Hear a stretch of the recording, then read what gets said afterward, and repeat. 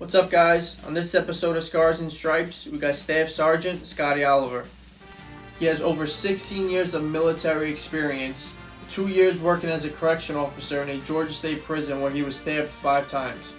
He also goes in full detail on what it's like witnessing a brutal murder in prison, sharing his life, what it's like growing up in a broken home in a trailer park in Georgia. I really enjoyed this episode. Scotty's a wise man and gives great advice on how to adapt to bad situations. You guys are really going to enjoy this episode. If you haven't yet, like and subscribe. I got great content out there. I'm having new guests coming on soon. I'll see you guys on the next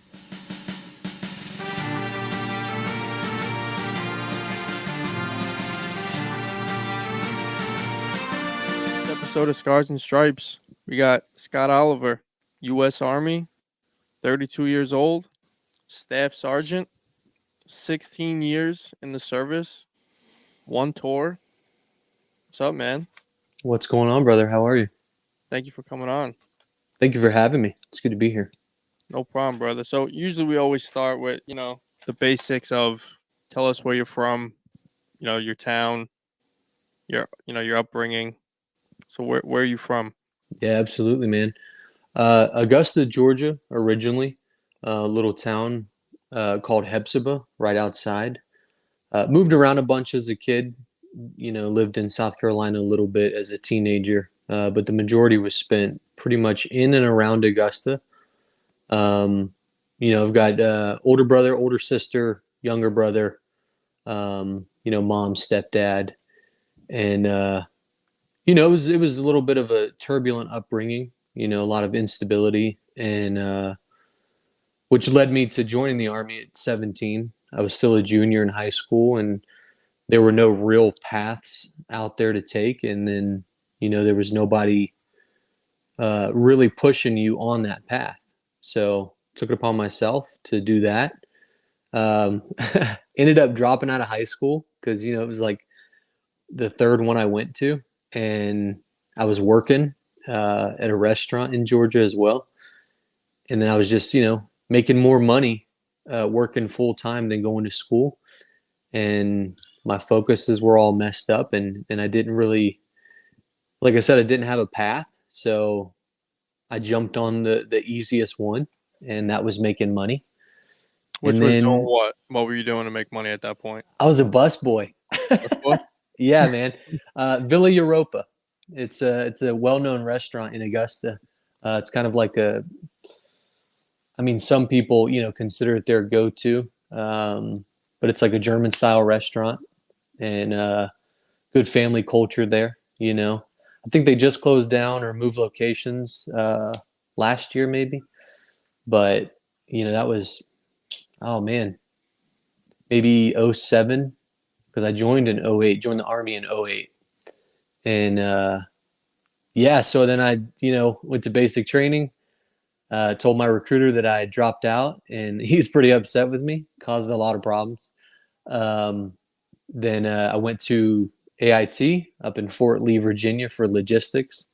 Came back, got my GED, started working at a prison, and then did that from 18 to 19 and a half. And then had the opportunity to, go on active duty and drove this 96 Jetta from Georgia to Jersey. And, that was like 12 and a half years ago. So, so time flies. So were you close with both your parents growing up? Not really. My sister, my older sister, she raised us, for the most part, just living in a trailer park in Georgia, man. My stepdad worked all the time. He did construction. My mom was a chef at that restaurant that I also worked at. And, both of them kind of struggled with their own vices. And so my sister, had to grow up earlier than she normally would have. And then she moved out. My older brother moved out. And then, stepdad took my little brother off to Texas. And so, I had a new friend, and that was my mom. So it was kind of a, teenage years was more of a friend than a mom. and then, like I said, I went to Jersey, and then I was up there for probably about maybe 5 or 6 months, and then got the call that my mom had passed away. So, um, it was just, it was like a lot of change happened at once. So, and then I had, I was hoping to have that friend back in Georgia that I could call to about it, but I just up and left, and not a lot of people knew where I went. And I wanted it that way because I wanted a fresh start. So, I mean, no, to answer your question, I mean, they worked a lot, and it just wasn't, growing up in the 90s, you weren't your friends, or you weren't your parents' friend. That's what they always told you. I'm not your friend, I'm your parent. So, So but was your parents were divorced? Your biological father? yeah, it was one of those things. They met met somewhere, probably in, a honky tonk or something, or a little dive bar, and Right. they stayed together for about 2 years. And then here comes Scotty. Yeah, yeah.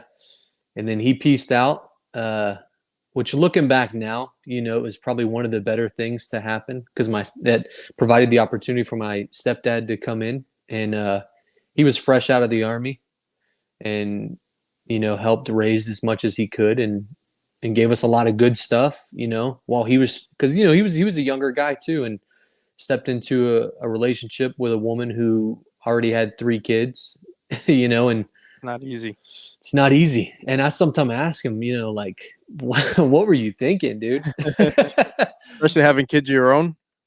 Oh yeah, I mean, no, my little brother Aaron, he who just passed away on the 22nd, so a month and about 2 days ago. Jeez, I'm sorry, bro. Yeah, man. They had him together.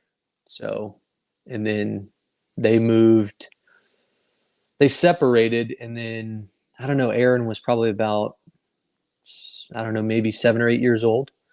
Uh, so yeah, like I said, it was just, everything, everyone kind of dispersed at the same time. And it was me and my mom trying to do things.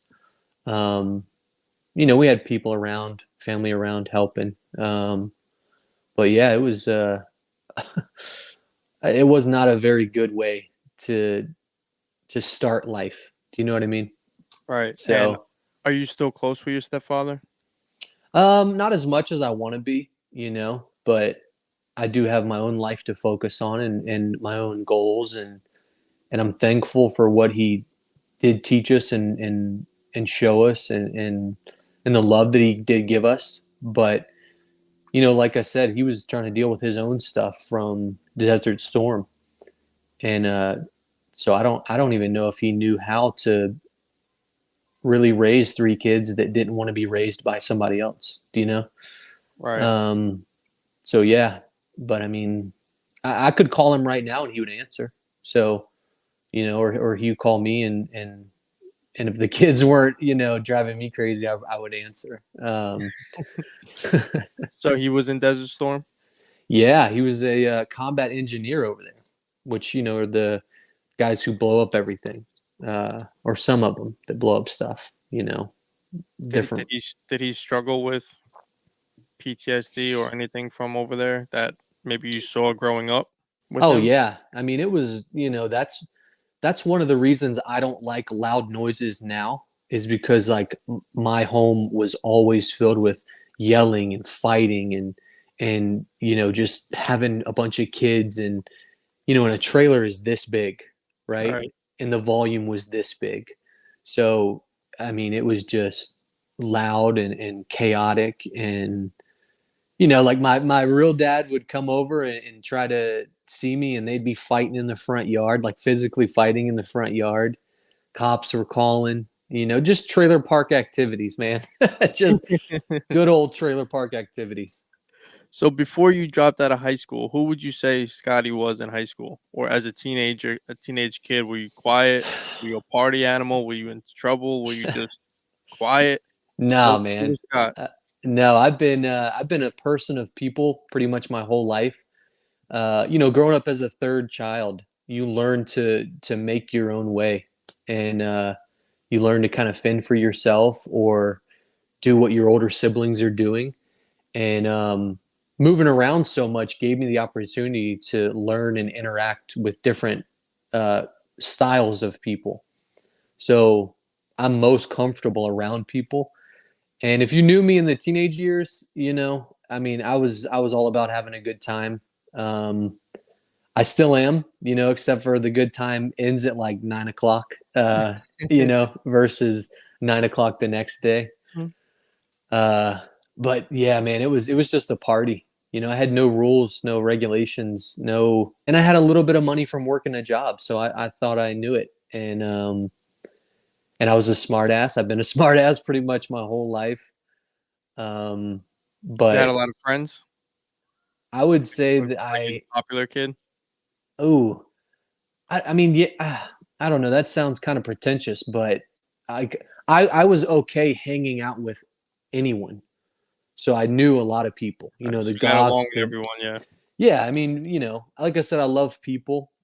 So the goths, the jocks, the nerds, the weightlifters, the soccer team guys, and of course, teenage boys are always going to be distracted by the females. So, you know, uh, I mean, it was looking back, my teenage years was just like,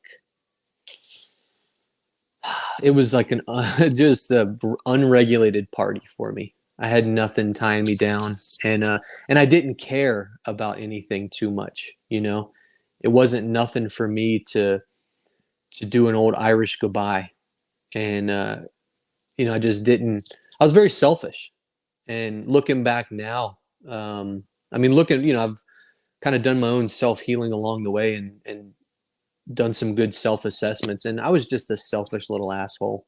I mean, Yeah, that's listen, we were all something, but, you yeah, were a kid and you could look back at it and learn from it. Did you yeah. play sports at all? Like, were you an Oh athletic? yeah. As much as my, you know, um, interest would allow me, because I would get tired of things very quickly. Um, and I never had that father figure like teaching me like, hey, this sucks, but if you stick with it, you'll keep going. So the first sign of like things getting hard or things not going my way, like I was used to having, I would just go, you know what, I'm out of here. From I think the only sport I played the longest consistently was like soccer, believe it or not, and started playing that when I went to North Augusta High School in right over the border into South Carolina from Augusta, and then I moved back and played a little bit at Hepzibah. Um, did a season of football, I think, but I just wasn't interested in it because, I was like, I didn't care to put in the practice, but I would still get upset that I wasn't being able to play. And it was just, a crazy way to think, but, you know, you're a teenager. It's like the world revolves around me, or it should, right? And So would you blame this on being a teenager, or does this have something to do with your upbringing? Being in the house, being in that hmm, kind of a house environment, do you think that made you the way you were in high school without maybe even knowing that that was making you the way you were in high school? Or does it have zero impact? That was just who you were? no, I mean, it completely cultivated who I was, growing up, turbulent, chaos, instability, because that was my personality. And I had an attitude problem. Like I said, I was a smart ass, and it was quick. I thought it was cool to fight people for no reason, and I would get suspended for it, and I'd get in trouble for it, and I thought it was cool to be that way.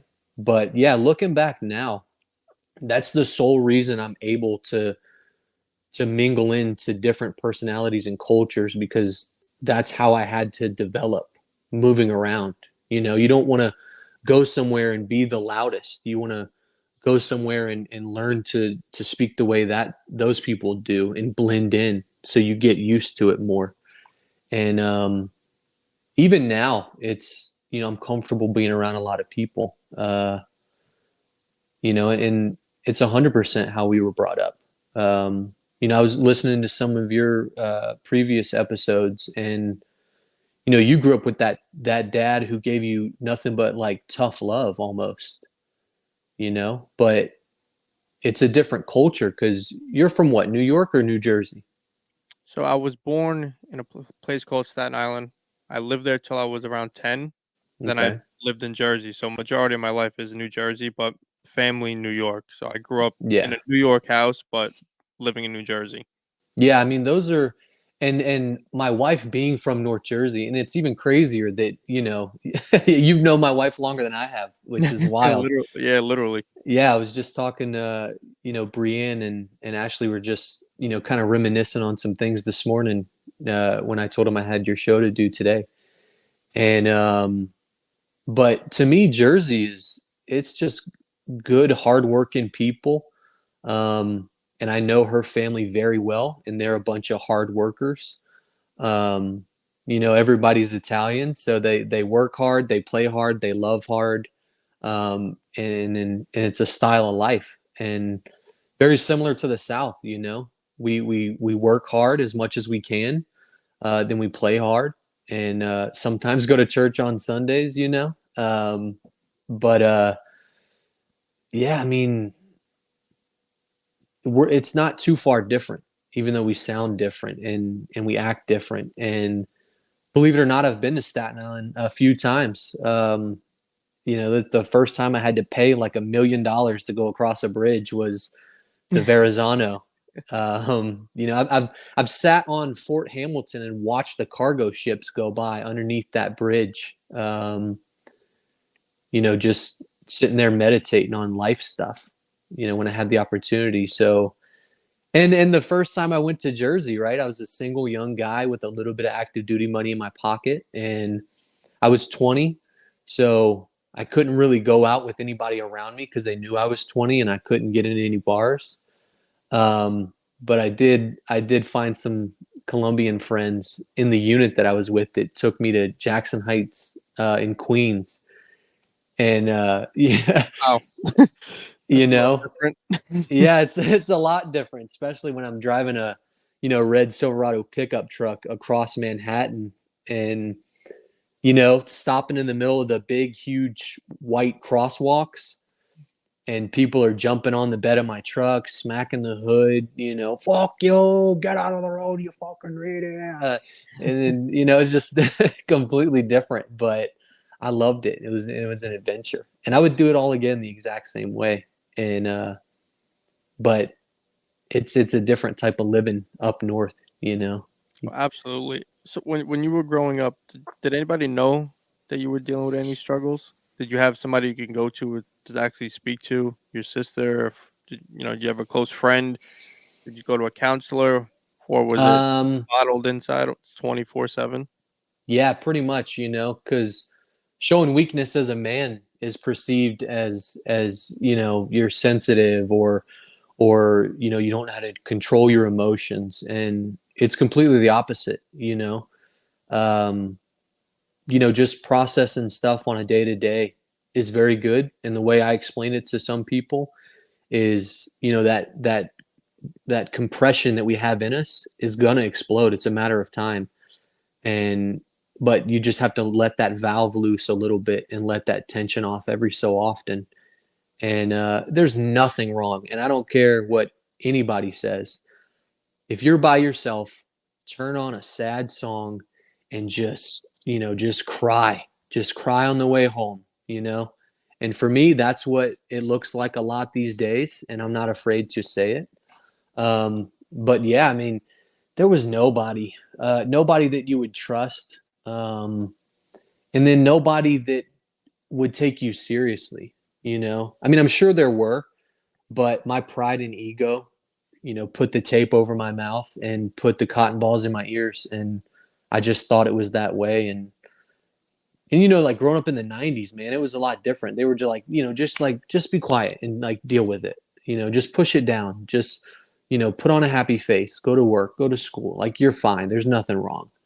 Um, but you grow up and you evolve, and you're like, man, like, why didn't anybody find me and give me a hug? Why didn't I reach out to people and tell them how I really felt? And it was just fear of ridicule, and fear of being made fun of by your friends. Because you're at that And vulnerable age too, where you're in high school. You don't want to cause attention to yourself, or you want to be like that macho teenager. yeah, exactly, man. And to teenagers, like it's all about how we look and what people think about us. It's like, but then you It's grow up and you realize people don't actually so care. stupid. Yeah, Yeah, it's like I yeah. cringe at myself knowing what I was in high school, or Ugh, young teenagers. I'm looking at yeah. myself and I'm like, I'm trying to keep up with that image. Now I'm trying to forget that image that's in my head. Yeah, don't ever go on Facebook and look at old statuses, dude.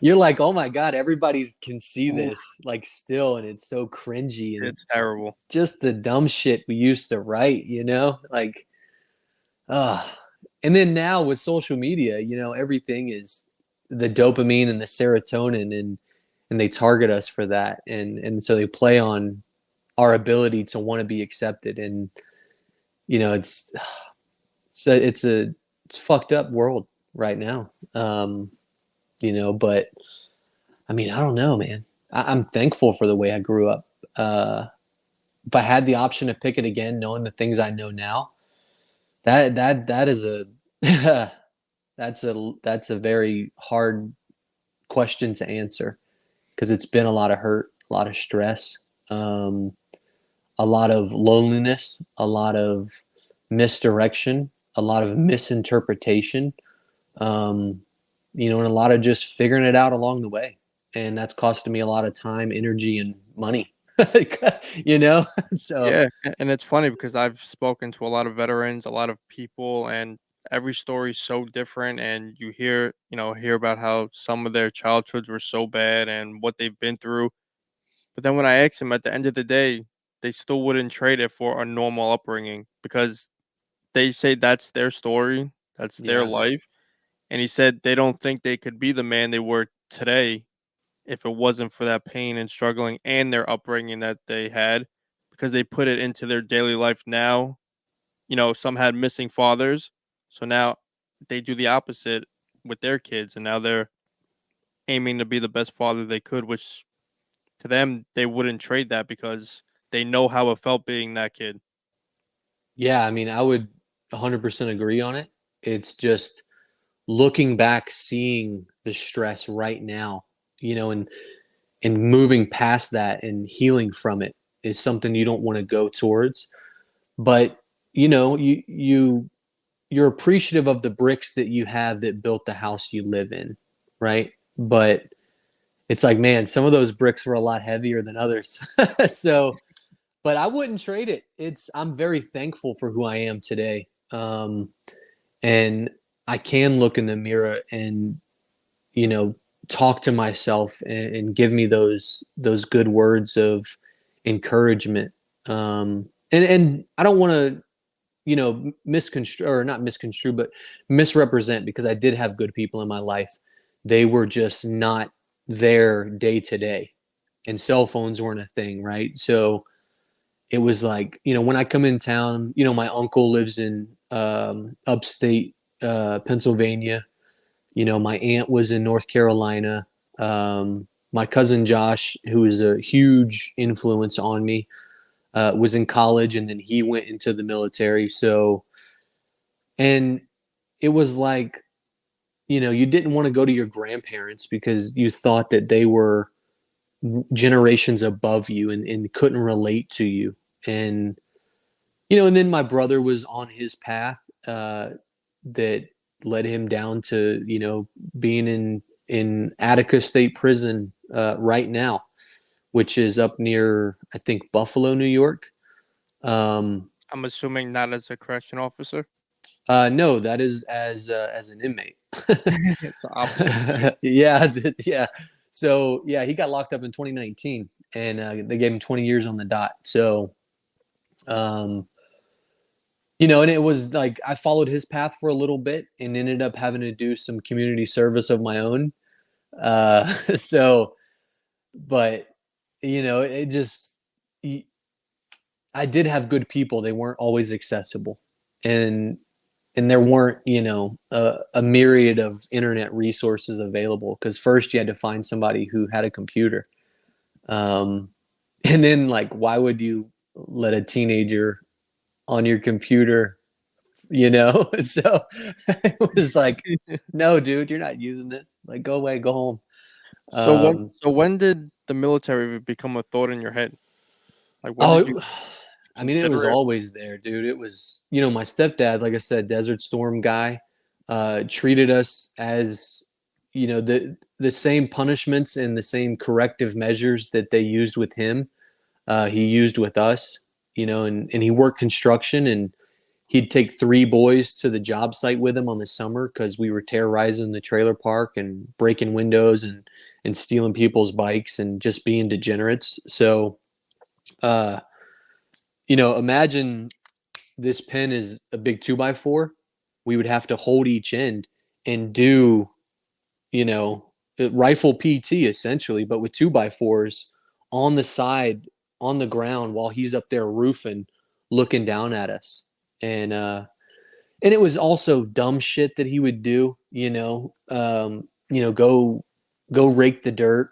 I mean, it was just crazy stuff. And that was leaning you towards wanting to join the army or the No, military? it was just his form of punishment that he thought would work.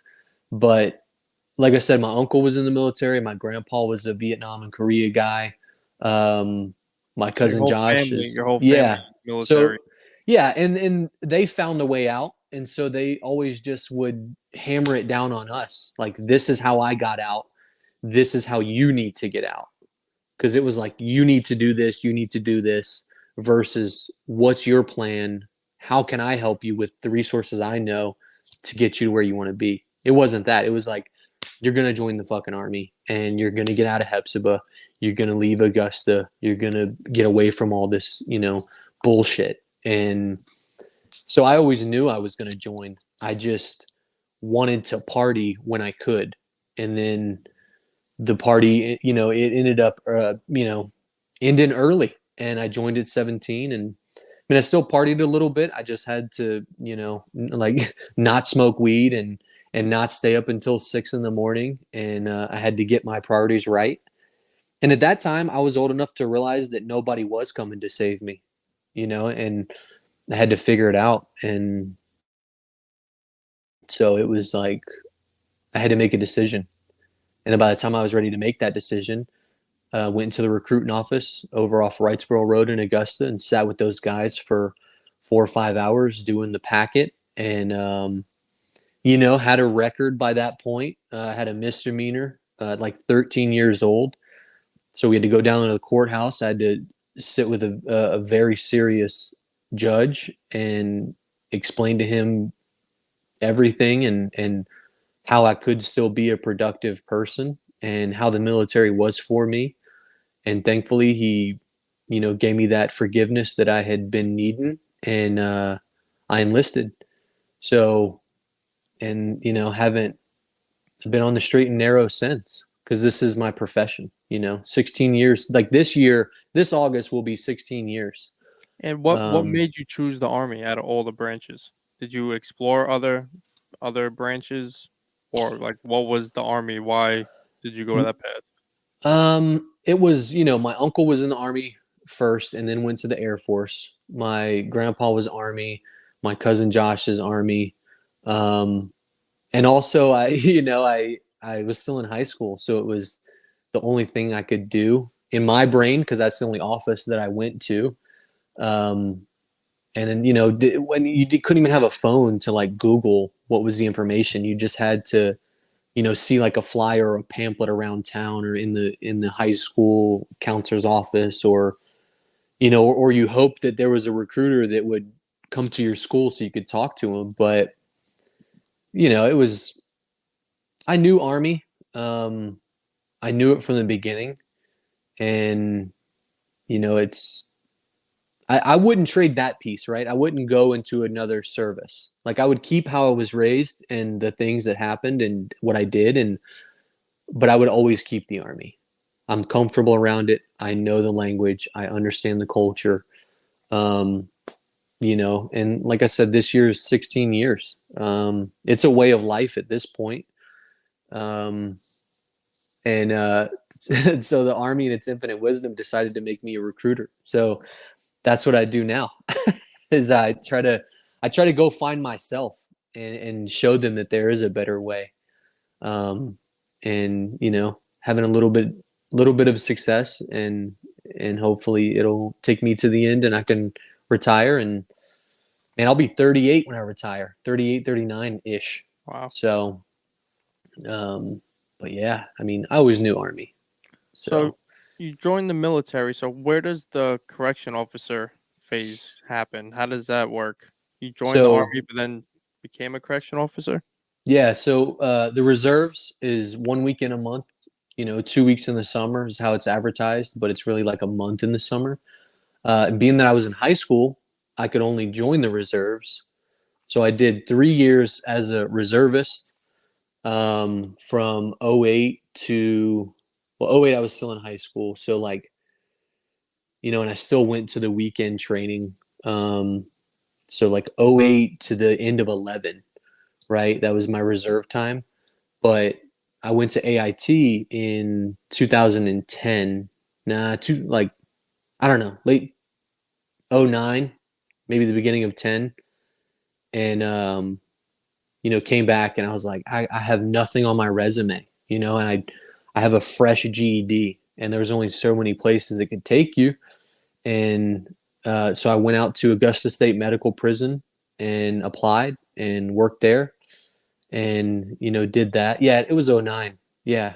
Um, and then while I was at drill one weekend, you know, doing my reserve duty, I got an email for a stint on the active duty, you know, orders, and then I took it, and that was, yeah. I mean, it seems like a lifetime ago, but 12 and a half years ago. So, So how long were you a correction officer total? um, I'm not gonna include like because when you first get hired on, there's like it's either 3 months or 4 months that you have to go and work in the prison and shadow other officers, but you're not Right. certified. Right. You don't even wear a normal uniform. You wear a fucking white shirt, black pants, and black boots. Um, but yeah, I mean that time from hire to leaving, like almost 2 years.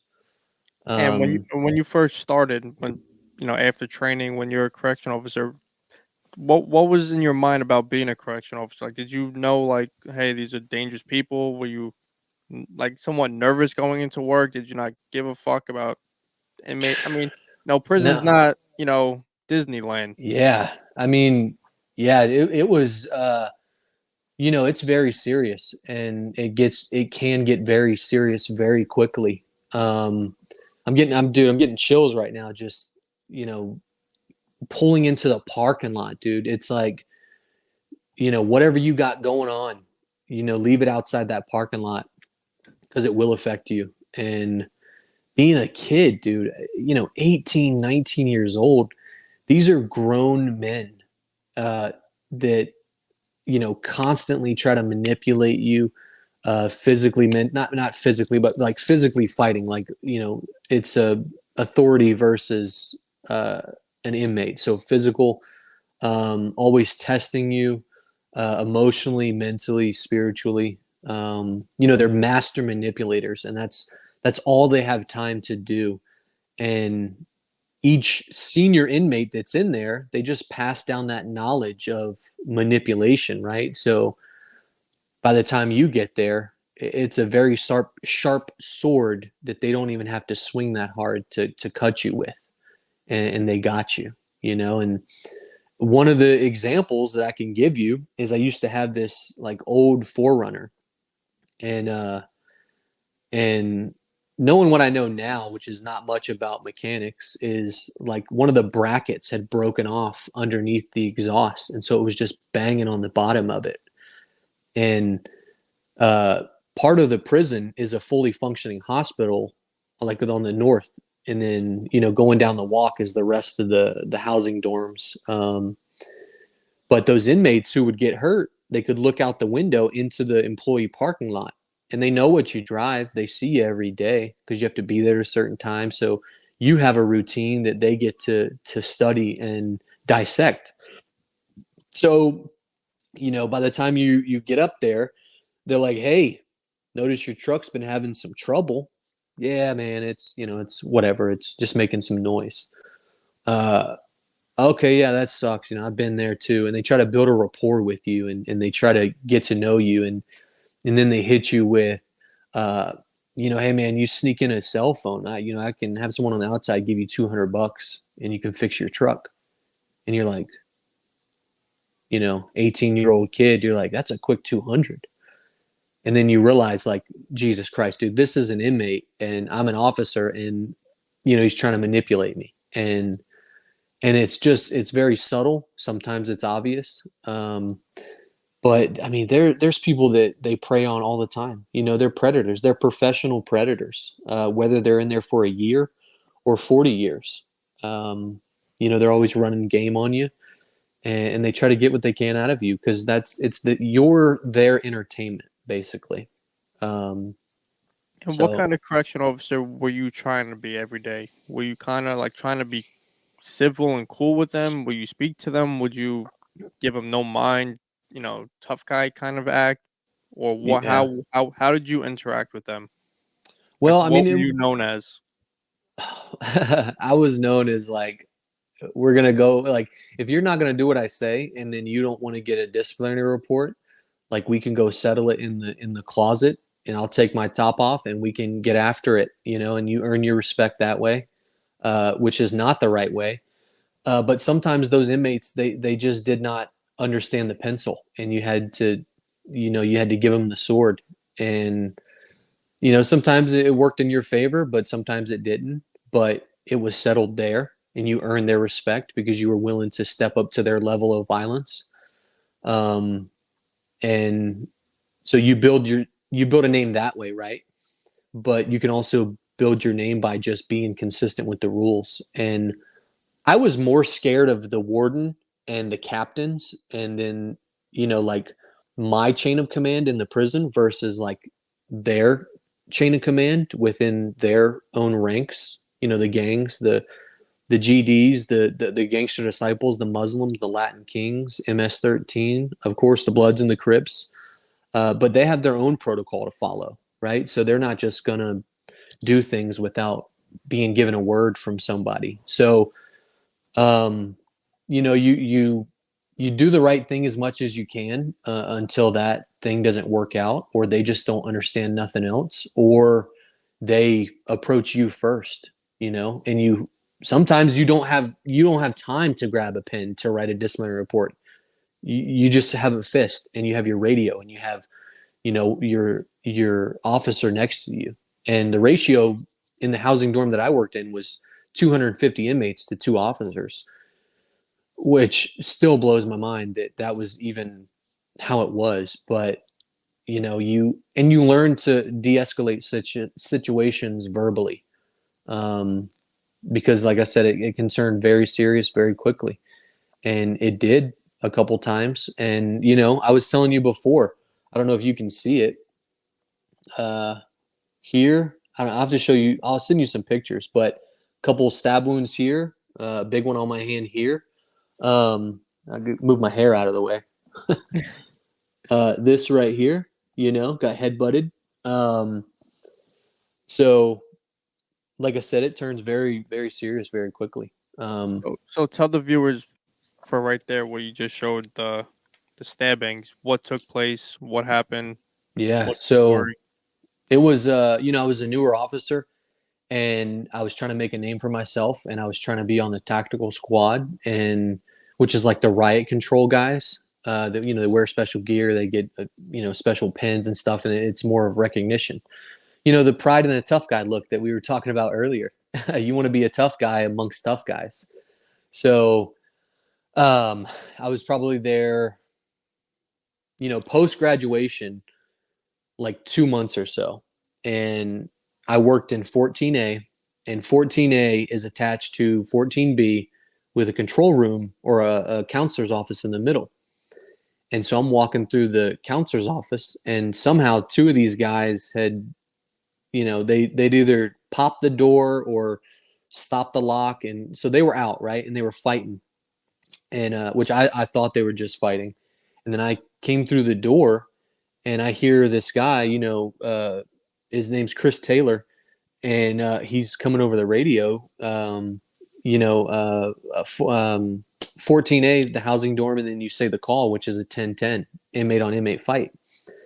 And so I'm like, all right, he's going to need me. And I was on 14B, so I come across, and they're fighting, and I go to grab the guy, and he turned around and thought I was another inmate, right? Because the adrenaline's going for him. And I thought he was, punching downward motion, but he was like stabbing down like a hammer fist and had that blade in his hand. And the blade was the chain link fence. You got the silver pole attached to it, and then you have a clasp with a nut and a bolt holding it on. So they'd broken one of those off, and used the concrete outside to shave down a point. Put a latex glove around that. Put a piece of wet newspaper around it, and then stolen a wheelchair handle. So this guy had a legit, we called them pistol grips. He had a legit pistol grip shank in his hand. And, I'm coming up to him, and I'm going to grab him, and he turns around and just starts, anything that he could get or anyone that he thought he could get. And, that's pretty much why these are defensive wounds, because I was trying to secure the back of his bicep right here and his forearm. And he was just grabbing me or tagging me up. And so that adrenaline gets going. Taylor comes around the side because he thought it was just them fighting. And in prison, right, like the method of operation is just let them fight until they get tired, right? Like your life is worth more than theirs. But my ego was like, no, like go do something. And so I ended up, kind of, getting stabbed 1, 2, 3, 4, and then five times. This one is the big one. I don't know. I'll definitely send you a picture because you can kind of see it. It goes down here. But I mean, they've faded over time. And then I didn't even know, right? Like I didn't even know. My adrenaline was just skyrocketed through the roof, and I was trying to do what I had to do. And I didn't even realize until I went and washed my hands. And, I basically went into shock because my hand was, filleted open and just leaking. And, it's like when you get a paper cut and you put some hand sanitizer on, and you're like, ooh, that burns.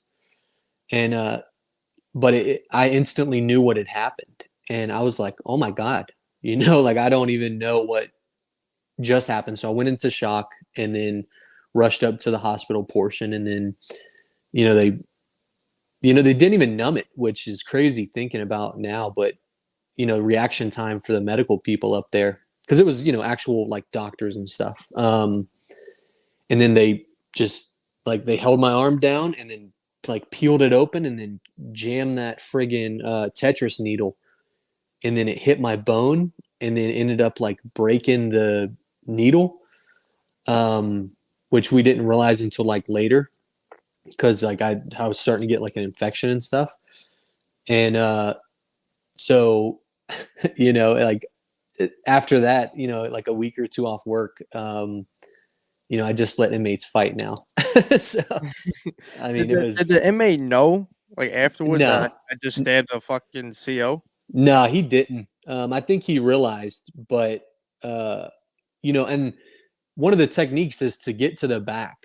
So I'm trying to move behind him while I'm grabbing his arm, and in his brain, the person he's getting, his buddies are retaliating. So he's going in, and I can see it, and I can almost feel it in my mind now.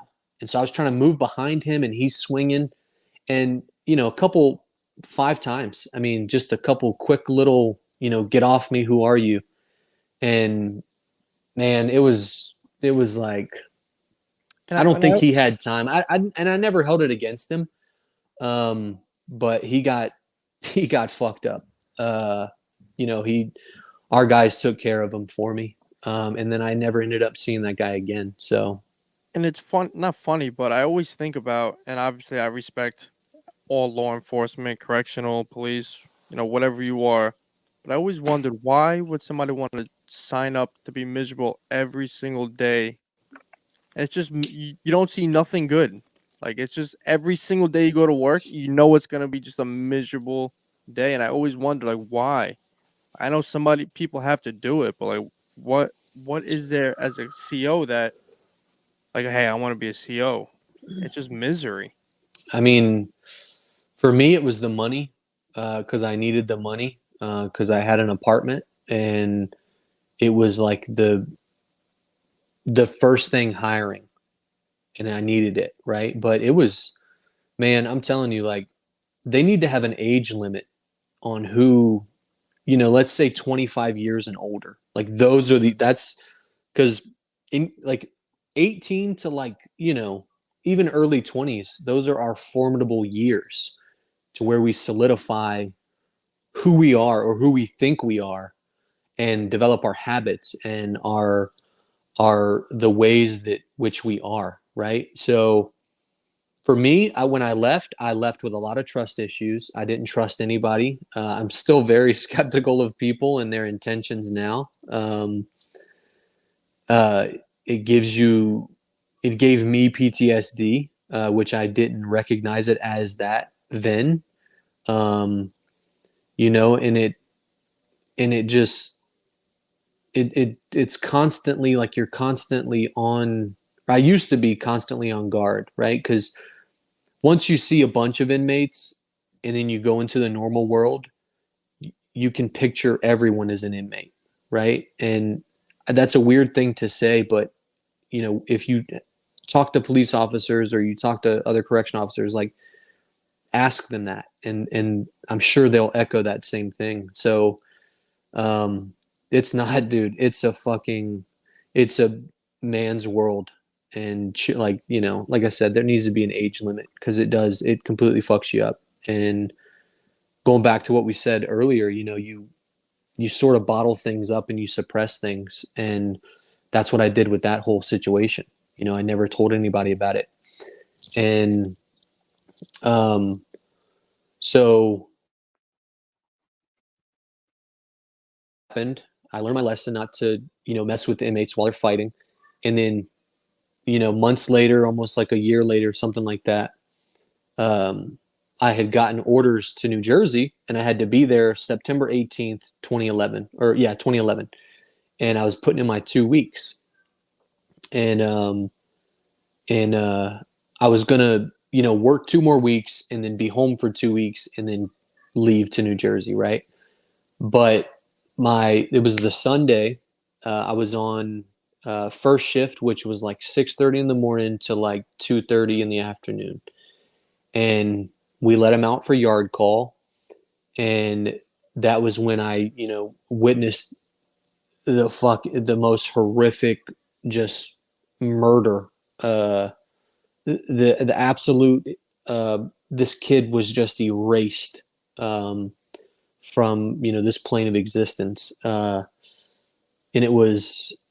um, it was like 8-on-1, and I still feel bad for the kid, even though it's like it's only my feeling. Like I can never express to him, but he was an 18-year-old kid, but he was born with only half of his like arm. So he had a regular arm and then like this part and up, so a nub. So completely defenseless, and he wore glasses, and he had like no business being there. I don't even know why he was there. Um, but he was a snitch from Hayes State Prison up in I think North Georgia, and he got to us on Friday, and then for some reason or another they put him right in general population, and then he was dead by like 10:30, 11 on Sunday. Because cell phones are a thing in prison, and his people called and got those other people to get him, and like I see it, and I still feel those emotions without letting them live in me.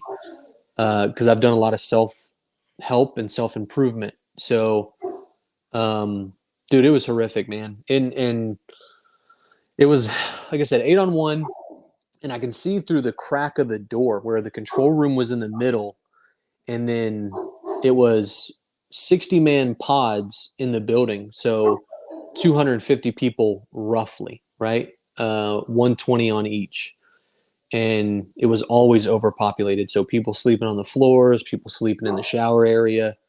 Um, so, and the protocol was, these gangs live in this building or this section. Their uh, ally gang, I guess is the best way to put that, lived here. So we let those guys go in the yard together, right? But somehow these dudes, the gangster disciples, popped the door, and then this kid was a Muslim, or no, he was a GD, and the others were Muslim. So, and I hear a lot of like scuffling around, but I just thought it was people trying to get out of the door, right? Because we give them like, hey, you got 3 minutes. Who's coming out needs to come out, and you need to go so we can close up these doors. And I thought it was just the boots, the black heavy leather boots, just scuffling across. And then I hear a bunch of like ting ting ting ting ting, which was all the shanks and the knives dropping on the concrete. Instantly recognizable noise. And I look through the crack, and I don't see too much, so I go out there, and they, right in the entryway, they were just stabbing this kid just mercilessly, and they, I mean, it was like, I don't know how long it took, but it was very quick, and he ended up with 187 stab wounds, and it was like, dude, my whole legs have chills right now. And then they kind of like pulled me out of the doorway, and then I'd like, like I found myself on the yard, like staring back towards what's happening. And this one inmate, Orlando Dewberry, was like 6'4". He's still in Georgia State Prison to this day. He's never getting out. He will not make it out, because he was one of the 8. But I had the rapport with him, right? Like through just knowing him, and sometimes I'd let them trade their ramens or their soups because that's a form of currency, and so I was very cool with him. And I'm 5'8", and he's 6'4", and he puts his hands on my shoulders, and he's like, my last name's Oliver, so he's like, oh, this is not for you. This ain't for you. Like, chill. He kept saying like, fall back, fall back. And I'm like, nah, man. And in my brain, like, he's coming after me. So I'm squaring up with him, and he's putting his hands on my shoulder, and just everything slows down, and you have a chance to like process the beads of sweat that are coming off people's faces, and you're taking everything in. And then our brains do a real good job of sort of blocking out certain things, right? So the way I'm remembering it, I'm filling in those blind spots with how I already knew it looked, because I had been there on the yard, and I spent hours in that Georgia heat with those guys on the yard. But his face is very clear. His words, just ring inside my heart. And he's like, it ain't for you. Fall back, fall back. And he's pushing me backwards. And it was all an orchestrated event. And so they were causing like little mini fights on the sides, so we would be distracted with others so they could get this kid. So Taylor, my buddy Taylor, was off to the side, like handling his situation. And and then Dewberry steps to the side, and I'm like, I find my radio, which was on this side, it had like a little strap you hooked it to. And I'm like, I'm just going in on this radio, like 14A, 1078, and a 1078, this officer needs help. And I'm just like, and I've got like a 19-year-old kid voice. And that's how later, talking to other officers, trying to gain an understanding of what happened, I sounded like a kid, screaming for help. And I was like, 14A, 1078, 1078, please send every fucking person that works here. Please, like, we need you. Because I thought we were going to get stabbed to death, just right along with the officers. And so, man, like the Georgia prison uniforms, it's all white, has DOCGA on the back, and it has blue like pinstripes down the side of the legs. And I don't know if you've ever been to Georgia, or even Alabama now, but just red clay everywhere, right? We got regular dirt, and we got red clay, and it was a mixture of red clay, you know, um, all the arterial bleeding is going off, and it's just huge, dark, black blood underneath this kid. And I'm not a very religious person, but I am very spiritual. And like he's his glasses are broke, and he's on his side, just heavy aspirating breaths because the blood's just leaking into his lungs, and he's dying right in front of me. And I just stood there, and I didn't do anything. And the inmates were off to the side. Those other inmates, the ones that stabbed him, like went back inside to take off their uniforms, and they ended up trying to burn them. And I watched this kid's like soul leave his body, and it's not something that I ever thought was a real thing. Um, and it, it was just an absolute exit of his being. And then there was a shell, just mangled up, 187 stab wounds. His uniform was, like maroon at this point, and black puddle of chunky blood, and that he was coughing up, and the red dust is settling down from all this scuffle. And I just saw that puff of, just, whatever the spirit is made of, just go up and push away that red dirt. And I was like, what in the fuck am I doing? And, we ended up getting there at 6:30 in the morning for our shift, and I didn't leave until like 2 o'clock that Monday morning. And, every single officer, like 50 of them were down there. And, like they had gotten down there while I was still outside, and they, pushed all the inmates back, and a couple of them were outside with me. And, I'm just like, Jesus Christ, dude. Like, I don't even know. And then, 2 weeks later, like I didn't even say goodbye to anybody. And I just, like, I stopped working that day, or the Monday. And I gave them the uniforms back, and I just was like, I have to go. And I think I hung around for a couple days, but I ended up making it to Jersey a lot earlier than expected. And, I sat with that, and I didn't tell nobody that. And my hands had healed up by then. And I went from working in a prison in Georgia, witnessing the most horrific things that, to exist, to being in an office doing logistical work on a fucking computer.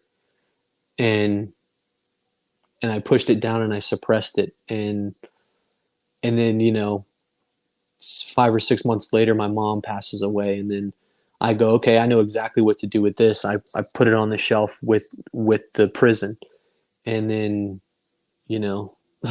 I mean, I know it's a lot, and I No, didn't mean to like ramble, no, but no, you're doing great. It's just a lot to digest. So, I mean, yeah, I don't know how a 19-year-old kid, I mean, me looking back at myself at 19, I couldn't imagine seeing something like that. I mean, Like like this one of the senior guards like grab you like later No, on, or like anybody say like, dude, no, man, it was still on and popping like all day. We had to the GBI, the Georgia Bureau of Investigations, came down.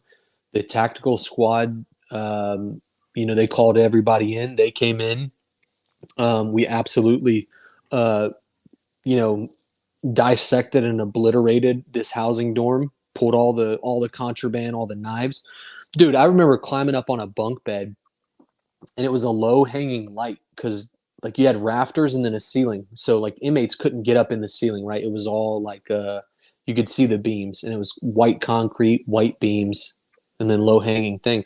So I climbed up there, just thinking like, this would be a good place to like hide something, and I grabbed out a fucking like machete, basically. Um, it was like the silver serving trays that sometimes catering yeah, companies sure, use, like those silver trays. mhm, Yeah, you're Italian, dude. Y'all cater a lot of stuff. You know exactly what I'm talking about. absolutely, With the handle in the middle. of course.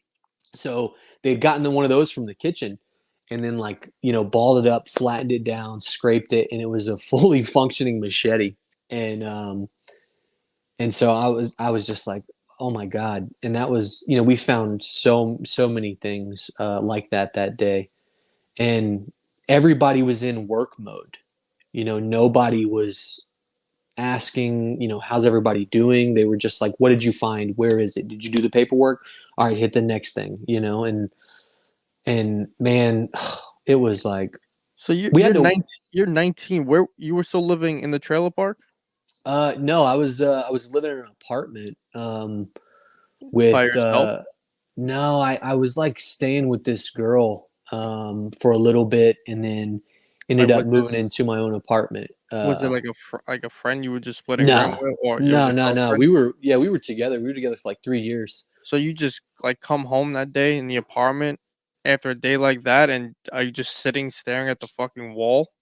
Dude, Like, like, I how do you couldn't go? even tell Yeah, you. how I do you couldn't go even about tell your you. day? Or like you sit at the dinner table with her, like, are you telling her what happened, or are you just quiet? I mean, I had to at the end of my shift, 2:30 in the afternoon, like I obviously was like, hey, there's, something at the prison that we've got to stay longer for. Um, but like I said, our brains do a real good job of blocking stuff out. So I couldn't even tell you if I even told anybody, or what happened that next day, or, the preceding days. It was easier for me to focus on leaving like I had always done when situations got hard than to sit and talk about it, right? Because you don't want to be perceived as weak, especially at 19. You think you're God and everything revolves around you, and you know everything. And man, I don't know. I probably talked about it, probably, but And that was, she I was mean, around the same age as you. yeah, yeah. She was, I think she was a year older. Um, Yeah, I mean, she was, ended up being like the president of Zeta at the Augusta State University at one point, when her and I were together. Um, and then But coming home that night, you have zero memory of it. zero, dude. I couldn't even tell you.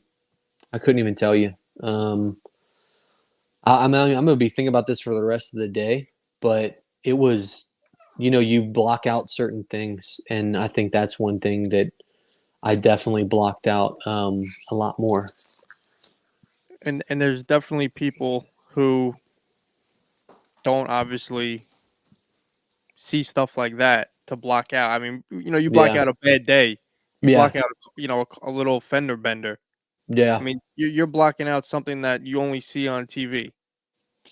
Man, and I'm telling you, like suppressing those emotions and then being forced to reach down in and rip their roots out, and then look at your own experiences and try to heal from it, um, was worse than the actual event. Because I had to I had to relive that several times over. Like writing a college psychology, or writing a college psychology paper about it, talking to different therapists about it, talking to different people about it, telling Ashley about it. Taylor and I got together a couple years ago, and him and I talked about it. Does Taylor still work there? Did he stay there? He did a couple years ago. Because he hit me up, and I mean, I've had the same dude. I got a Hotmail email, so I've had that email for, I think the Lord gave it to me. I didn't even know so they had I've that still. Yeah. So even Ashley, she's like, they need to change that Jeez. shit. Yeah. I'll make you a Gmail after this podcast. Yeah, please. And so yeah, he hit me up one day, and it just, I wasn't even thinking about it. And he goes, "Hey man, you got time to talk?" I was like, "Dude, I was in the trenches of Vietnam with you. Of course I have time to talk to you." And but talking about it, writing about it, thinking about it, feeling it, living it, it's the hurt has gone down, right? Like, it hit the old reverse GameStop on me, and the effects have gone down, and I'm comfortable talking about it, and getting the chills while I was telling the story. That's all it is now, is just a memory. And 12 and a half, almost 13 years ago, it doesn't really feel like it happened. When you close your eyes, can you put yourself in that day? Brother, I can, like the smells and just I can feel the weather, the breeze. Dude, yes, man. It was August something. I mean, I can still even remember some of the inmates that were involved. Calvin Cage, Orlando Dewberry. The first guy, his first name was Miracle. He had like a long African last name. And then a few other people. I'll send you the article on it. But yeah, it's easy to slip back into that. But you do it to go and look for a piece of healing, right? You don't go back to that place to relive the emotional trauma. You go back to, like, what did I say, think, feel? Just so for me, one, to remember that it happened, to understand that is a brick that is in the house that I built, and I'm thankful for it. But yeah, dude, I mean, I can feel the tightness of the belt that I was wearing. You know what shirt stays are? The things you clip to your shirt to keep it like nice and tucked in when you're wearing a suit. I've heard of it, yes. Yeah. So yeah, they're horrible. But my ego wanted to make me look good in uniform. And so I can feel the straps running next to the outside of my knees because it was hooked to my socks and my boots. And I feel the weight of the radio. The hotness of that Georgia heat in August, dude. I mean, you just feel your neck sizzling from the heat, and I can see the red dust. I can hear, just the noise, the chaos. I can see Dewberry in my face. I can feel his fucking 6'4" hands on my shoulders. Like, it took up my entire shoulders. Like, and I can just feel it. But I don't live there. I go visit. I don't take anything from that experience anymore. And dude, it was fucking, I mean, yeah, it was wild.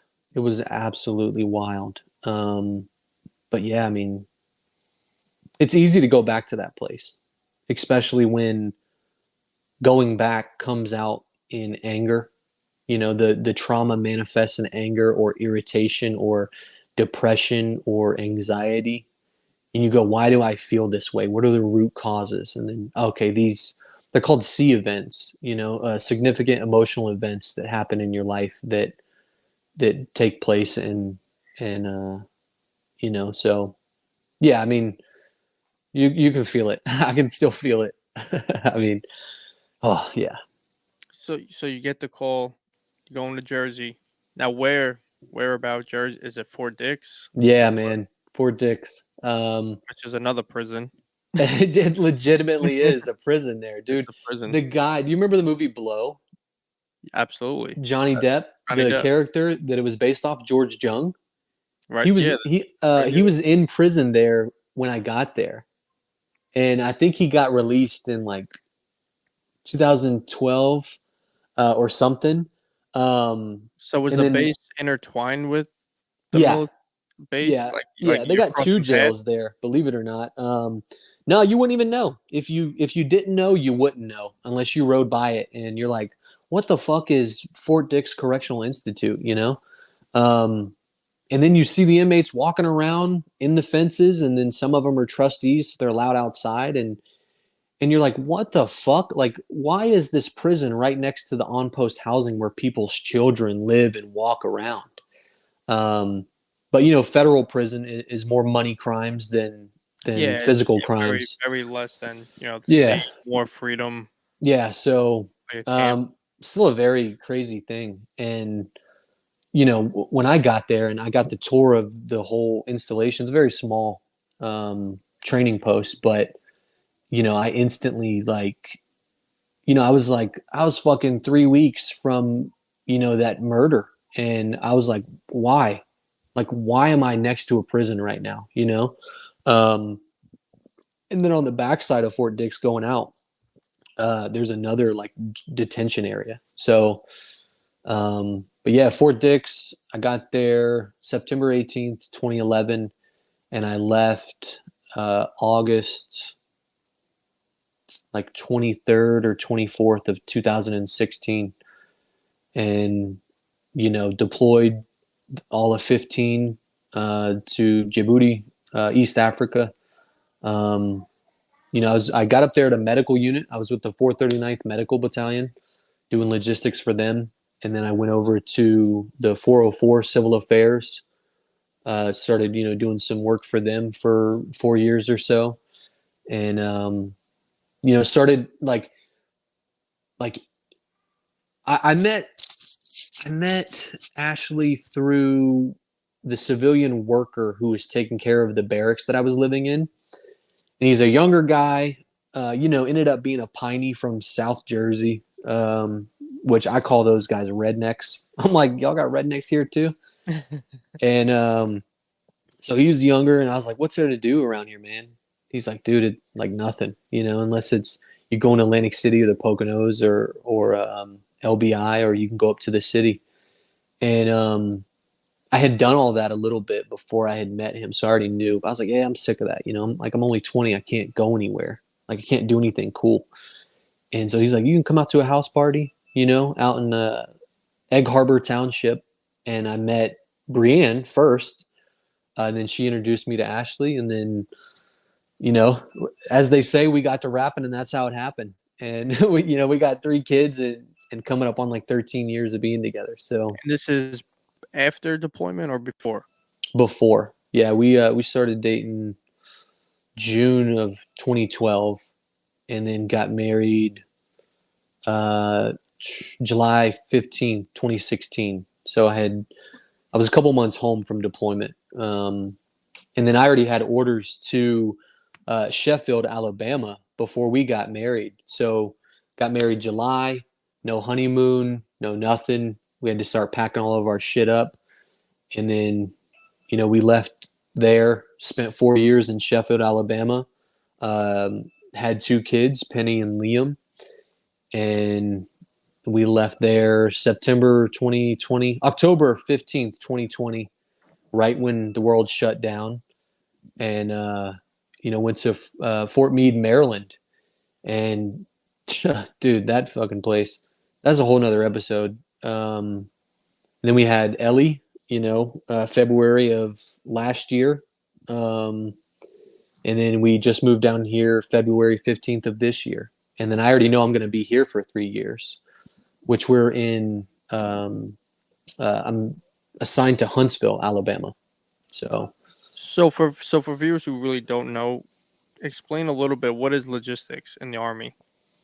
I mean, like simple terms, like anything and everything you need, you have to come to me for, right? To if I have it on stock or if I have it in the inventory, it could be ammunition, it could be a vehicle, it could be weapons, it could be notebooks, paper, computers, monitors, clothing, gear, and then I do a lot of coordination too. It's like I'm active in reserve units, so I have to coordinate the hotels for them. I got to coordinate the transportation for them.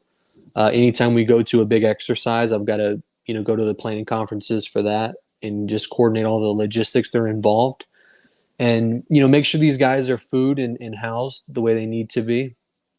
Um, so yeah, I mean I even did that as a reservist. So that's 15 years of that, and then I went to Army recruiting course August to September of last year. Learned those ways, and then went back, did a little bit of logistics work for a couple months, waiting on orders down here.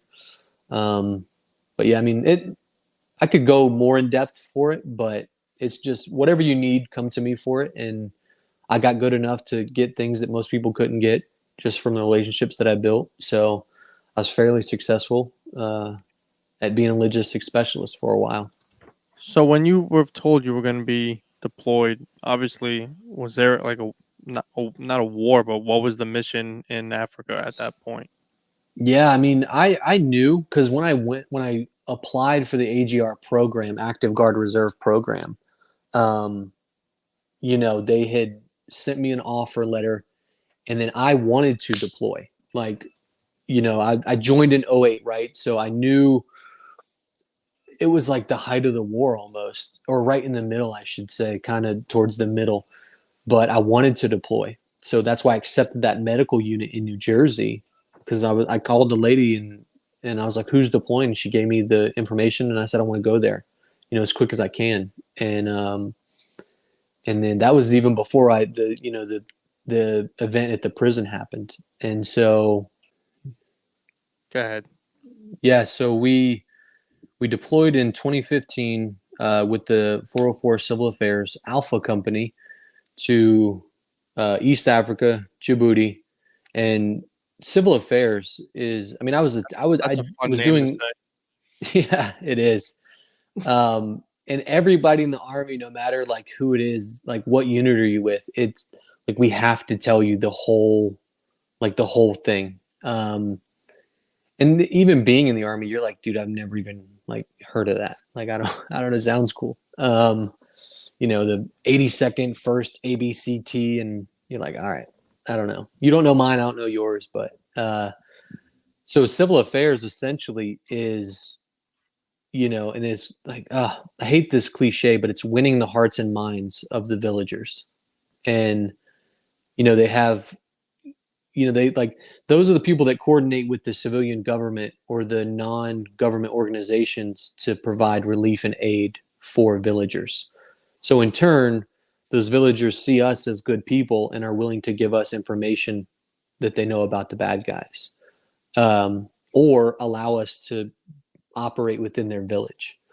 So, and if the villagers need a well dug or they don't have the equipment or money to do it, the team of civil affairs specialists would go back and coordinate with military resources, or they had the knowledge to coordinate with the NGOs to try and go out there and do that. So supply is always hard, or logistics is always hard in the beginning and the end. In the middle, there's no real operations going on, just either resupplying or taking stuff in. So I started jumping on some of those civil affairs missions with the guys to go out in the villages and get out of the camp for a little while. And we had a team house that had, I mean, just for simplicity's sake, 10 guys living in a remote team house 3.5 hours north in Tajura, Africa. We would go make resupply missions for them. Or if we had visitors that would come and see the money being spent on this team house, we'd go show them the team house. And I lived up there for about a month when one of our guys had to come back to the States on emergency leave. And, you go out and you're basically just politicking with villagers. So that was a very cool experience. Nothing real crazy happened over there because it was considered a combat zone, but the combat never made it to the gates, and there was SF guys there, Delta guys there, SEAL guys there. And they all had their own little compounds within our compound. So the craziest thing that happened was, there was a VBID, vehicle borne IED, at the gate. But other than that, I mean, whatever trouble happened, it was service members causing trouble. So, getting drunk, because it was a 2-drink max, right? But soldiers will be soldiers, or servicemen will be service members. So people were just getting hammered, causing trouble. Who was the enemy there? So how we have Al Qaeda in the Middle East, Right. like the sister faction was Al Shabaab, and just different smaller terroristic organizations. Matter of fact, when we were there, one of our guys, I can't remember his name, but he was a captain, and he was kind of a liaison officer down in Nairobi. I think it was Nairobi. And like his hotel got almost ran over by Al Shabaab or some sort of little terror organization. So it was, there was definitely areas of interest for them. But yeah, the majority of it was Al Shabaab. You're over here for a year, you said? Yeah, Right? it ended up being like a little over 9 months in country, but train up and then demobilization at the end. I was pulled out of my regular job for about 11 months. And did you have contact with anybody home? Like, would you Oh send yeah. letters, or is there phone calls? Like, how is it? Oh yeah. When you People who don't first know. get there, you're in transitional housing, which is living in a tent for a month or two, waiting on the people that you're going to replace to leave the dorms for you to move into. And I say dorms, but it's really just a repurposed shipping container with an air conditioning in there, and you have to fit 2 guys in there. And I was lucky enough to only have a roommate, and then he got sent down to, I think he got sent to Nairobi as well. So I didn't have a roommate for a long time. But yeah, we had internet. You pay for your own internet, of course. So I was able to FaceTime. Just you and I could have talked just like this. We had little cell phones that we carried around that we had internal communication with across camp. And then there's a PX there. You could go buy a fucking MacBook if you wanted to and use it. So what was the time difference there compared to New Jersey? like 8 or 9 hours ahead, I think, something like that. Yeah. So, there'd be many a times to where, Ashley and she was having breakfast and I was having dinner. Which the chow hall there, it was all right, but you get sick of it. And there was like a Subway on post. So I'd be, eating my sandwich, my dinner, and she's eating her breakfast. Or if she didn't have class that day or something, we would watch, movies together. Just make it work. Yeah. But we also wrote letters back and forth, because it was very cool, and it was romantic in a certain way. And it was something, this world we live in now is full of instant gratification, right? If I want to see something funny, I pull up Instagram immediately. So it was kind of like a delayed gratification that we had. Completely. And it takes effort when you see that note. Oh yeah. The person you love wrote on that note sounds stupid, with a pen, with a pencil, and they took time to write it out. And I definitely agree with that. And so when you're in Africa, break it down for people watching. Is it like the movies? Like you see like zebras and crazy animals? Like what is Africa? I know obviously Africa's big, but in this section you were at, like what? Yeah. What's the view? Dude, it was just emaciated like camels and goats and you could pay if you got off work and put some leave in to go on like a safari trip or something like that. But one of my biggest regrets is not taking enough videos and pictures while I was there. But just, man, I mean, Djibouti City was a normal city, which completely blew me away. It's not normal how we think of normal. Like they didn't have air conditioning.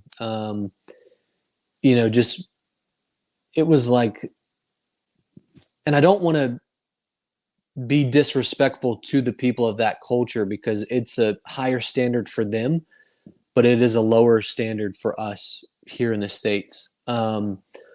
But I mean, there was like an Apple store in town. There's grocery stores. I taught English class at the Ministry of Affairs for a little while, a couple times.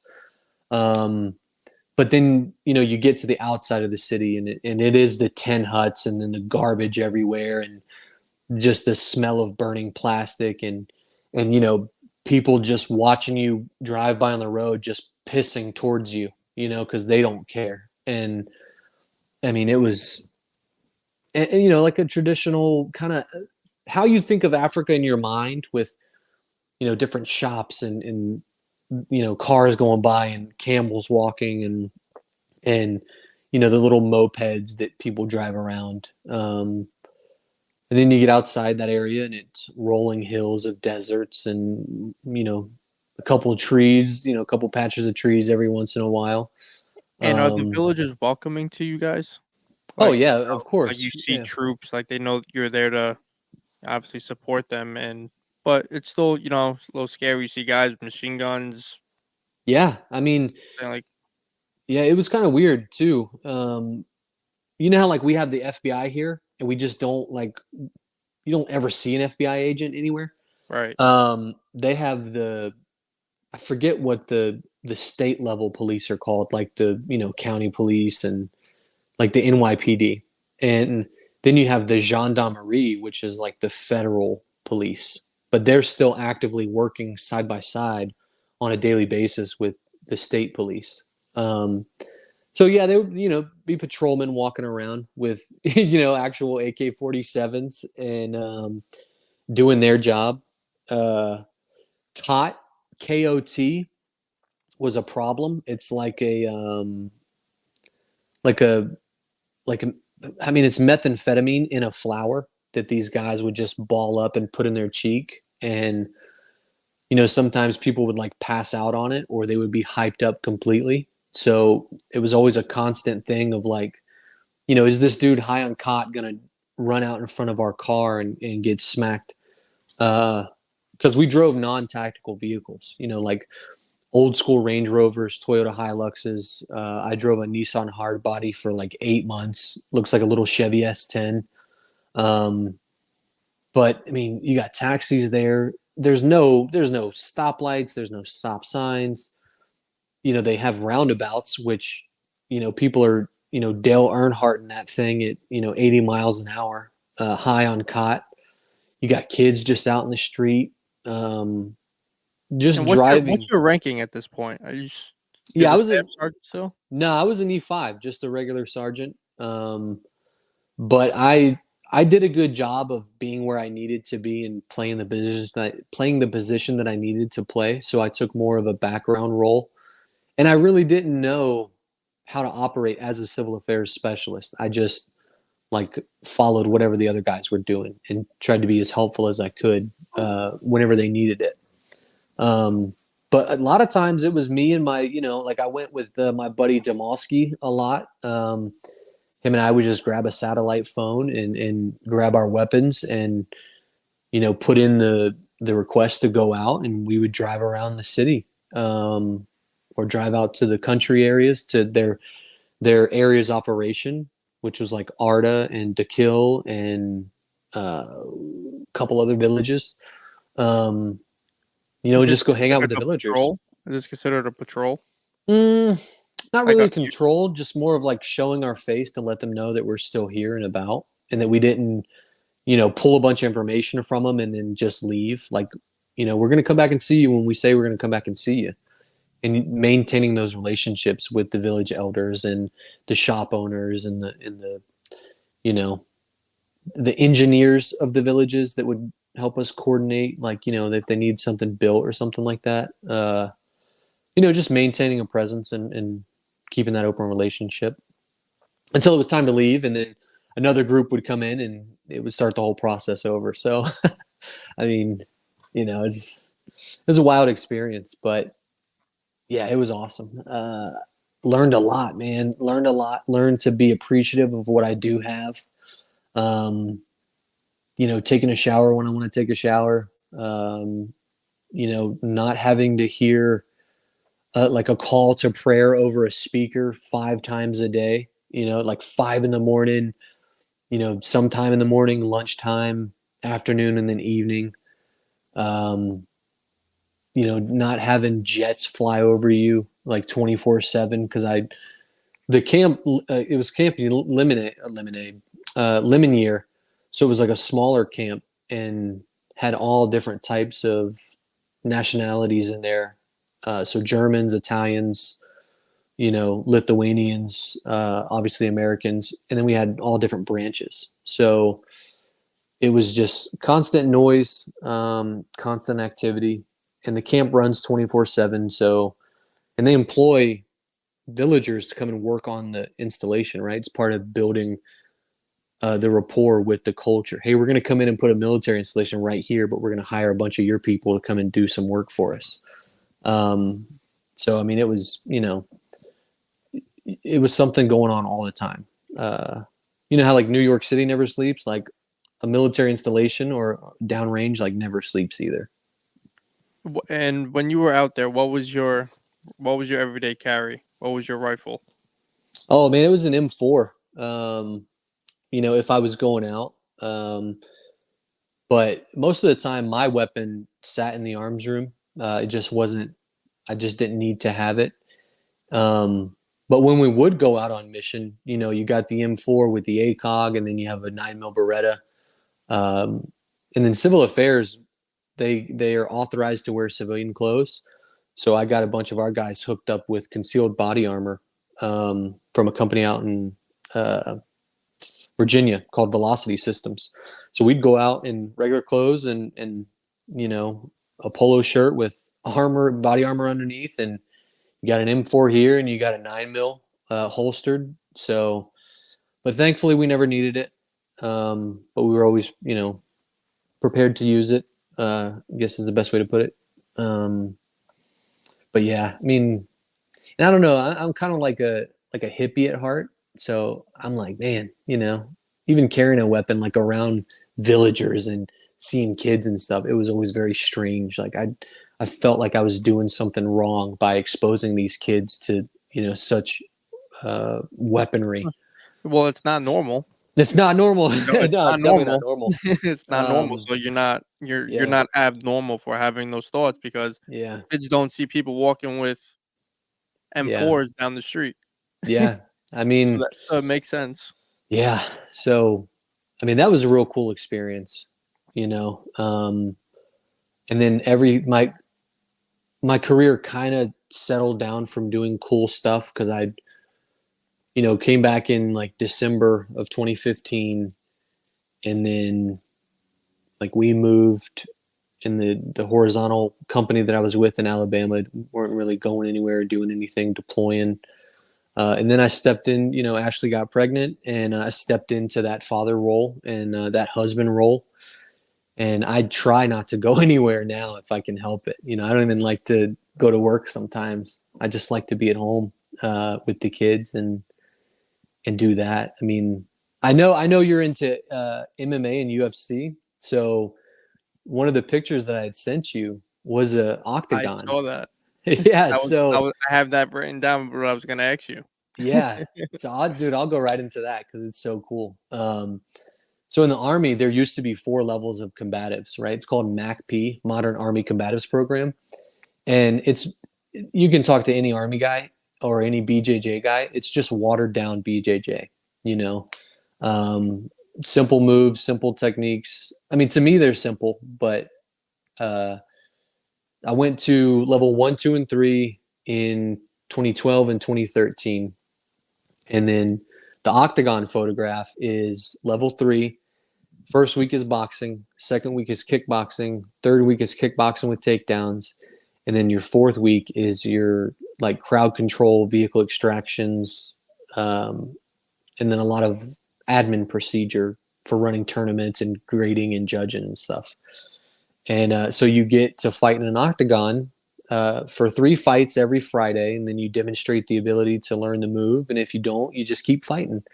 So it was like, once you learn the move and you demonstrated it, the bout was over. But some of us, we were like, dude, fucking, like, you've been beating up on me all week. Like, we're going to fight now.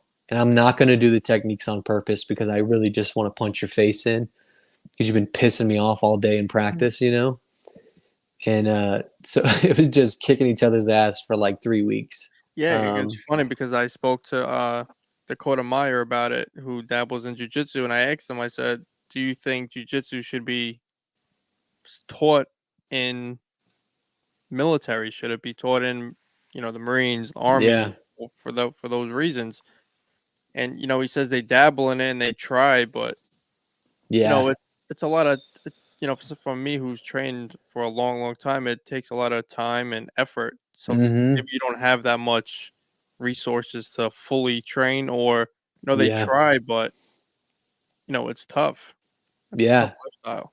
And you don't want to break your resources, because to say it in a callous way, but we're resources for the military, the people they spend the money on to do a certain job.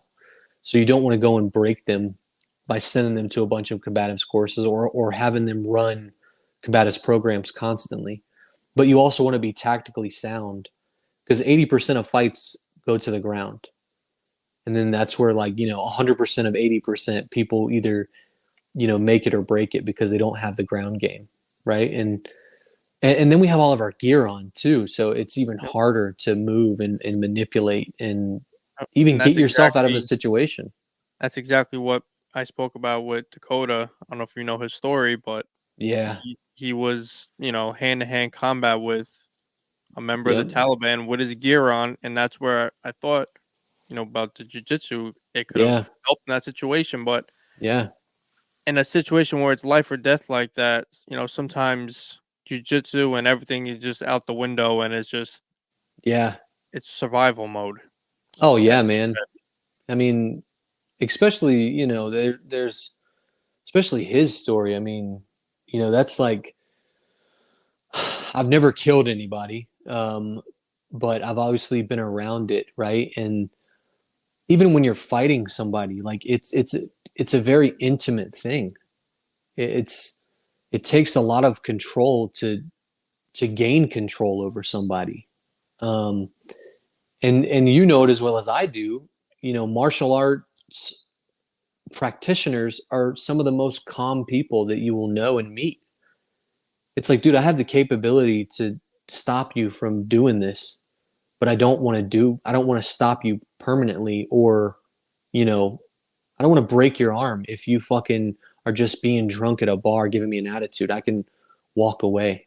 And so, the discipline of drilling gives you the confidence of de-escalating a situation before it becomes physical. Because if it's me or you and I've got my kids with you, you're not seeing the next Christmas. Like it's not an option. I'm closing the distance, I'm gaining control, and I'm going to establish a dominant body position, and I'm going to make you go to sleep for a little while. So you don't want to get to that point, right? You just want to walk away. Right, but when it's life or death, there's no other option. Yeah, man. And there were several times in the prison that I had to, establish that sense of like, don't take me to the point. I mean, I remember one time this guy was trying to get out of the door, and I was like, I wasn't closing it on his arm, but I was like, dude, I'm about to like slam his door closed. You don't want your arm here, right? And he reached through the doorway and like grabbed my collar here and like pulled me close. And so I was like, this motherfucker. So I grabbed him, I pulled him out of the door. And like, as I was grabbing him, this is my left side, but it was on the right side. So the door was here, and I pulled him, and I went into a guillotine, and I just sat down. I just sat down on him, and he had his other arm trying to wrap around this side, and then so I just had him here. He's like, I'm sitting down in a position to like not when you sprawl out and you got someone in a guillotine. Like I just sat down and I had his other arm and I fed mine through and then just rested my hand on his back. And so he went to sleep. And I was like, dude, I did not want to do that. Like, I just wanted you to go inside. But sometimes quick and effective. Sometimes you're wrestling a guy, 5-6 minutes, and you're heavy breathing, and you're like, Jesus Christ, like he's gonna get me, and then something kicks in, and then or somebody breaks it up, and that's what you hope for. But it should be. I mean, it is taught in basic training. Sometimes level 1 is taught, but level 1 is just the 4 body positions. Simple chokes, cross collars, guillotines, rear naked choke, maybe an armbar or 2 from side control or mount. Are they teaching like shrimping or anything like that? Or Oh no? yeah, definitely. That's used as sometimes as a punishment. So you're gonna be shrimping until you pass out. Man, I remember shrimping so much my lats like hurt, and it was just like, oh god, dude, I like again, like a fucking again, and oh man. But now it's muscle memory. Yeah, now it's muscle memory. And I think I prefer side control is like where I'm most comfortable. But obviously it takes a lot to get through there. And just trying to break someone's guard, like you could spend 10 minutes trying to break someone's guard. And if they're long legs, it's like fucking impossible. But yeah, I think side control, because it's, you got your weight on top of their body and it's the most controllable. And you can either move to mount or, transition to an arm bar or, a Darce choke or go north south. I mean, it's probably one of the better positions that I like the most. But it's watered down. And going back to what I said before, you don't want to break your resources. So a lot of times we're not allowed to go crazy unless the big boss is away or something. And it's like, all right, pick who you want to fuck up and like, let's fuck each other up. But then it's like, hey, all right. He's turning purple. Like, let him go, or it's just that, we're practicing, guys. But, you still got to sharpen the sword. You still got to have it sharp. But every guest that comes on, not off topic, but on the same topic, I always ask them if they remember where they were on 9/11. Yeah. I was in like the 3rd or 4th grade. I want to say it was like the 3rd grade, maybe the 4th. I don't know, but it was definitely elementary school. They sent all of us home. Well, they turned on the TV in the school, and then they sent everybody home. And then a bunch of older people from the neighborhood like started like disappearing, and they were going to join the army. And like my mom's friends, some of my mom's friends went. Because I think she was still in like her early 30s during that time. So, it's like you can still join the army. The age limit now is 42. So 17 to 42 is the window. And even, like my older cousin was the generation that was like, this is absolutely what I'm fucking doing. Like they come to attack us. We're going to go in their bloodline on their doorstep. And, from 01 to like 2020, basically, I mean, you couldn't run into nobody that wasn't in the service at some point, and that was a lot of motivation for a lot of us was like, you are not going to do that to us. This is absolutely fucking America. And you just don't come here and do that. Do you still feel that attitude in the army? Like me personally, or is like a vibe? Well, I guess just a vibe. I mean, I guess both your own personal and your own vibe. Like you still feel that in the atmosphere of the military of, don't fuck with us. Obviously, don't fuck with us, but you know what I'm saying. Yeah. Like there was a man. different, like 2001 was like you just described, like it was probably the last time this country was any somewhat united. Yeah, yeah. Like, do you That's still feel like the aftermath of 9/11 in the military, um or is it more just like a historical in the the, past? a lot of those guys are still in, man. And a lot of them aren't. So now it's a generation that is the fighters in the early war are the teachers of tactics now, right? And or some of them are still actively trying to be deployed or working with special forces groups or consulting, so they're still involved in it. But me personally, if I got the call to go, I wouldn't steer away from it.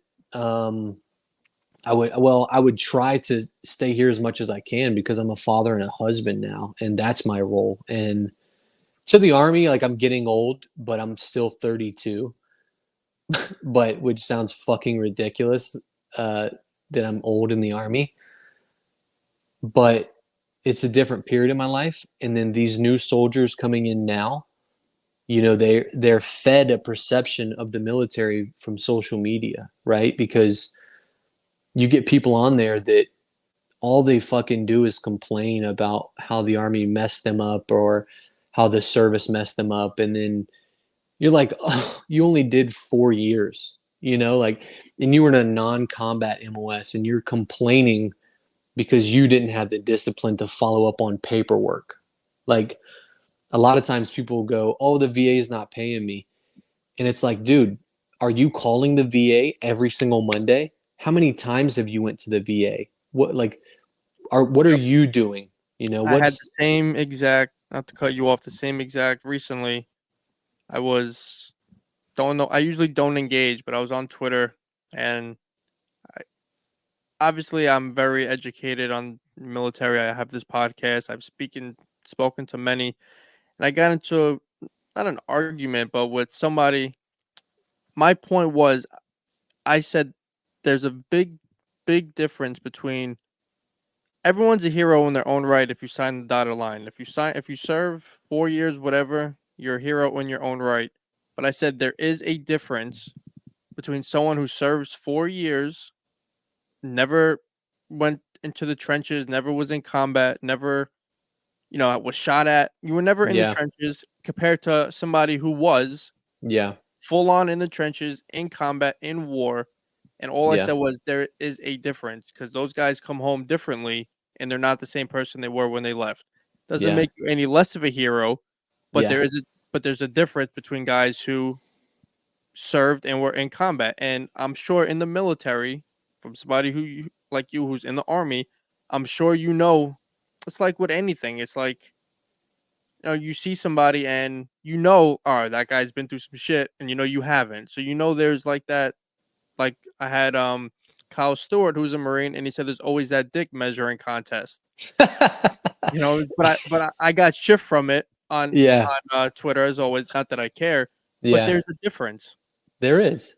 And I'll even drill it down a little bit further for you, which can piss off whoever it wants to piss off. But I mean, I'll believe in this until my last breath. Like, you're not a veteran if you didn't deploy to an area of operations outside your permanent station, right? Like, and I'm not talking about Germany rotation. I'm not talking about you went to school somewhere for 4 months and you weren't home. Like, the army, you're considered a veteran with 180 days of active duty.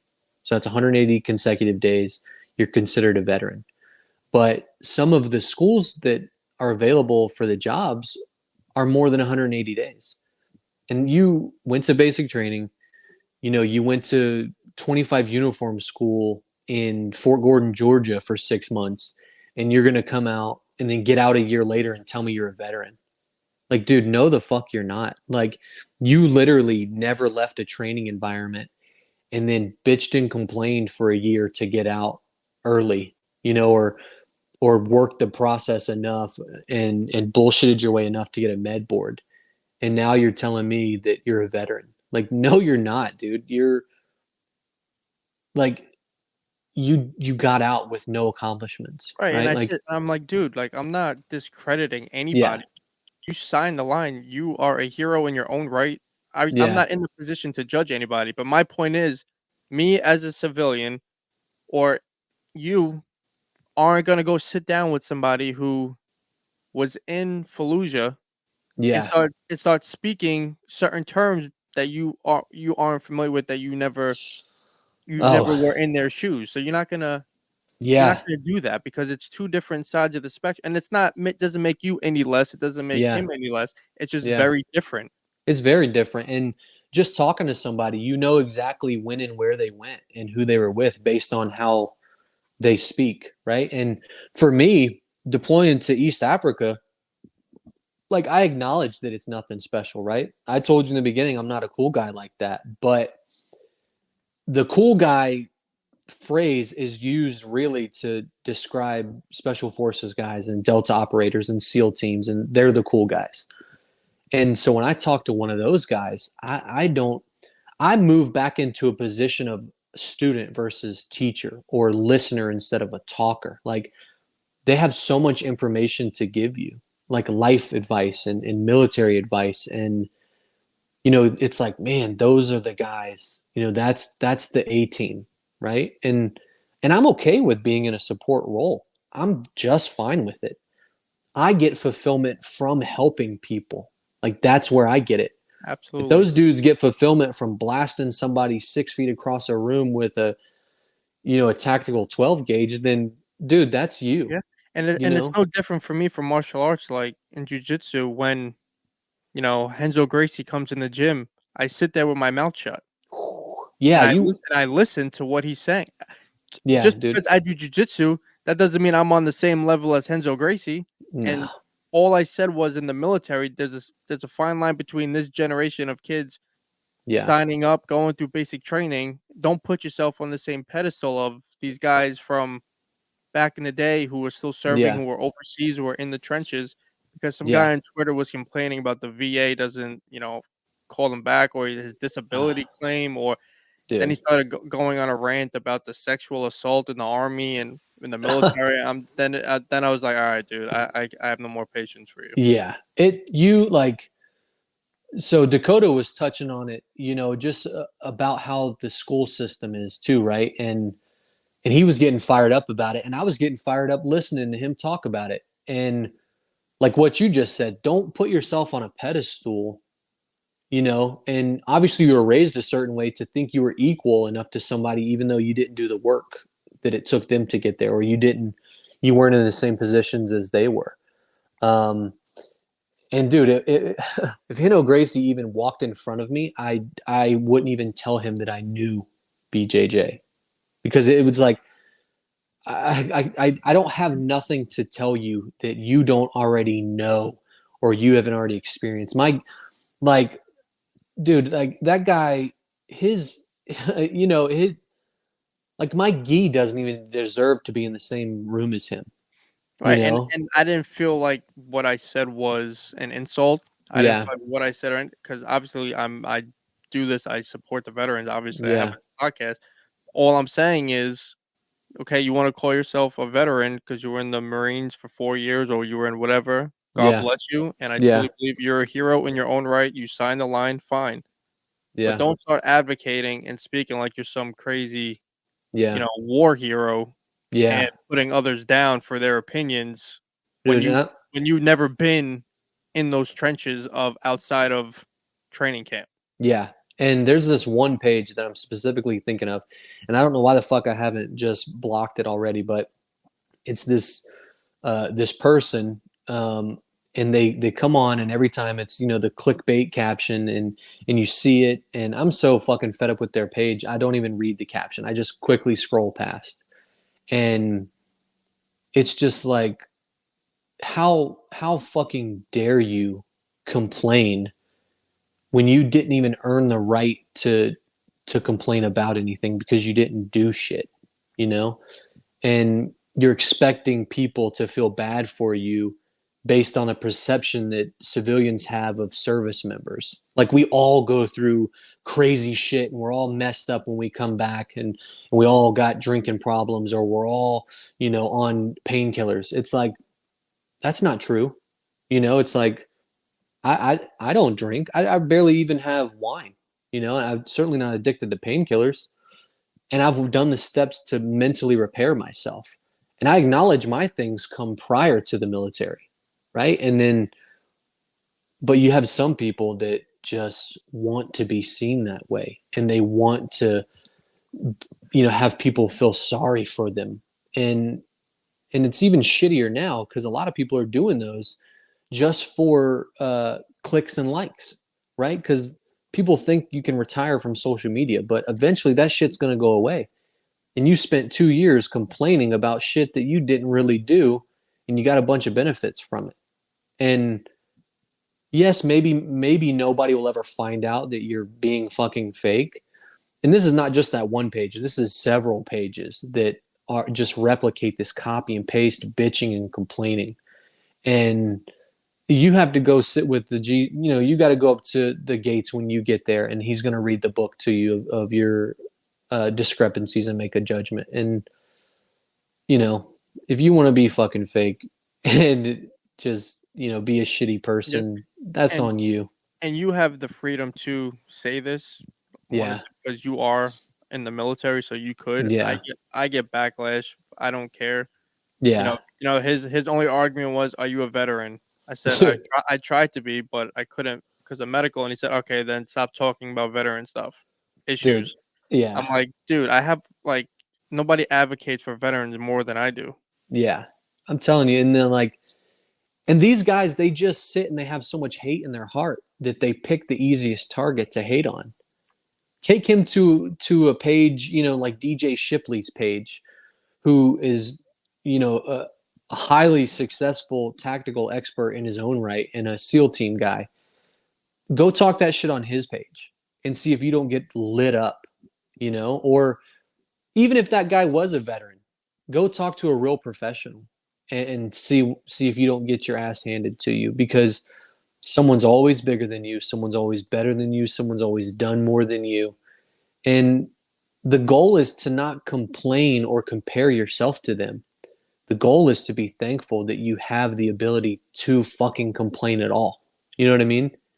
And Because I'll tell you, it all started on Twitter, and I'm going through, and I don't engage. yeah, And he reposted somebody's tweet who had an opinion on something, and he wrote and he just demolished this kid for what this kid's opinion was. yeah, So I clicked on his page, and it says U.S. Marine veteran, whatever. yeah, So I simply rewrote. I said, "You signed that dotted line for this kid to have the right to have that opinion." And now you're on Twitter bashing that kid for having his thoughts and yeah, his opinion that's different than yours. I said, yeah, "Isn't that what this flag stands for? To yeah, have difference of opinion?" I said, "Didn't you sign that dotted line to protect that freedom?"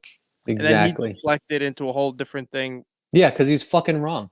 I'm like, I dude, mean, if I was a piece of shit like that guy and you would have hit me with that, that's one of them times where you're like, dude, I'm not commenting on nothing anymore. Let me just fucking yeah, delete and that that's comment. when he asked me, he goes, "Are you a veteran?" And I Yeah, said, "No." And then he said, "Well, don't comment on veteran stuff," yeah. I which mean, is laughable.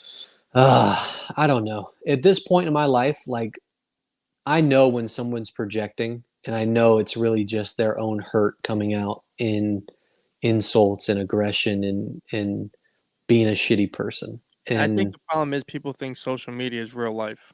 you know what? There's something that I agree 100% with you, but it's media, and media is manipulatable, right? That's why we have, when they talk about art, you have different mediums that you can work with.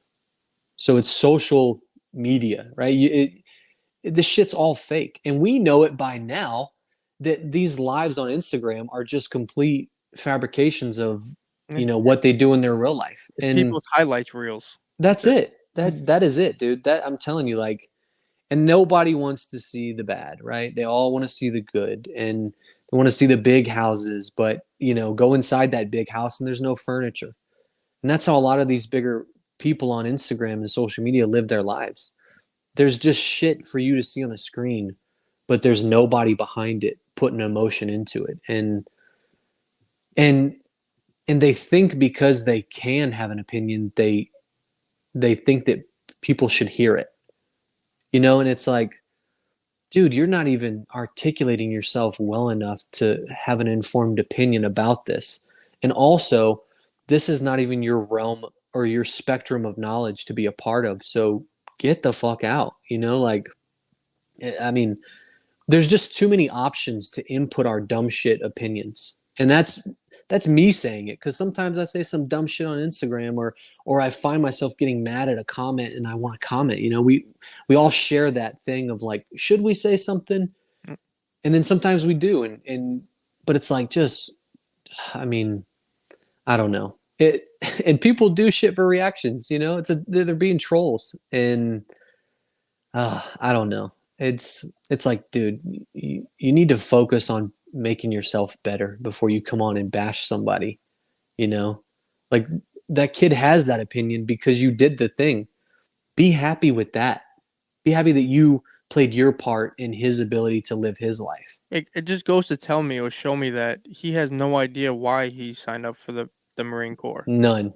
Because that's not what the values they're teaching these No. Marines, or what that No. Marine stands for. Exactly. And like, we're taught to be professionals, in every aspect of our life, and try to develop it. And I love Marines, and you can talk to them when they're by themselves, but when they get a bunch of them around them and they develop that pack mentality and they start fucking just making noise and hooting and hollering, it's like, this is why people hate Marines, because you guys just, you form one loud person. And I'm sure people say that about the Army, and the Army thinks the Air Force is weak, and we all have our things that we think, but at a baseline level, we're all doing something that is bigger than ourselves. And maybe that kid seeing that Marine's reaction turned him away from the service in general. And we need the youth to step up and stand up so we can continue our way of life. And we have the options to bitch and complain that, Target is putting, rainbow shit on their shelves. Like, dude, be happy that you can complain about that sort of stuff instead of working a construction job where you don't even have your phone during the day. Yeah, or go try that in China or Russia. Oh, dude, you'll be, yeah. You know what I mean? Like, people just take it for advantage, because take their privilege, take their rights for advantage, take advantage of their rights because they've never They don't know any not different. had them. Yeah. Yep. So, What are some things in the military that you've learned habit-wise that you bring into your normal life? mm, What are some habits you developed in the military that you still carry on a day-to-day basis? Is there anything, good or bad? the ability to take over a bad situation and make it better. Um, the perfect example is staying level-headed when the kids are in the car screaming and crying, and Ashley's hungry, and the GPS took us the wrong way, and I'm trying not to blow up, and I've got to be that rock to calm that situation. Or we were at the skate park the other day, or when we first moved here, and then Penny borrows a skateboard from somebody and comes down a ramp and smashes right into a concrete wall and fucks up her 2 front teeth and her gums, and she's she's bleeding everywhere, and her hair's in there, so it looks worse. And then her jacket, because it was cold, was bundled up, so it was chaos all right here. And Liam's freaking out because he's 4 years old, and that's freaking him out, and she's screaming bloody murder. And Ashley's at the car with Ellie because she was getting tired, putting her down from a nap. Penny starts hyperventilating. And then I already know that Ashley's going to freak out when we get to the car because Penny's freaking out, and it looks real bad. And I didn't even get a chance to see it. So my mind's playing tricks on me, like her whole shit's messed up, and she's going to look horrible for the rest of her life. But the ability to operate in high stress environments is something that the military does teach you because they put you in high stress environments. Um, Another thing too is just adaptability, being able to adapt to really any situation. Um, because we're forced to be around a lot of different people, a lot of different cultures, and it's a stressful thing. So you have to get to know people very quickly and trust them very quickly. So, and then, just listening more than you talk, uh, which you've done a good job of letting me just talk on here. So, people will tell you all you want to know if you just listen more instead of speaking. Um, and then just taking charge when there's no order, make order out of chaos. Is there any negatives that you take with you? Yeah, man. The one that stands out, like any Pe- habits that are not people's good for you? Yeah, just people bitching about simple things, just or the like not being independent. People who aren't willing to be independent, and a good example of that is somebody whose mom and dad took care of them their whole life and gave them money when they needed money. And I'm not talking about $5, $10, $100. I'm talking about $1,200 to pay their rent that they pissed away on, a car or a new car part or a house or something, or didn't get their priorities right. And they just run to mommy and daddy for it. And then, mommy and daddy calls the phone bill company to argue that my son's not paying this much, but it's like your son's 26 years old. He's a fucking grown man. Have him call his own thing. Um, and I really don't like people who aren't willing to work when everybody else is working. It drives me up the fucking wall. Like if I'm up, and I'm not the type of father to wake everybody up in the morning and we start cleaning immediately. But it's like if we're doing, if we're like cleaning up the backyard because I've got to cut the grass, like, hey, everybody come out here and help me pick up these toys you guys were playing with because I'm not going to do it for you. It's just being responsible for what your portion of the pie is. Which will only benefit them later in life. Yeah, exactly. And people who are just fucking lazy, I just don't, everybody hates stupid people, but I really do. I just don't even engage with it. I'm just like, yeah, it's not even worth my time. What What is one thing you wish civilians understood about military members?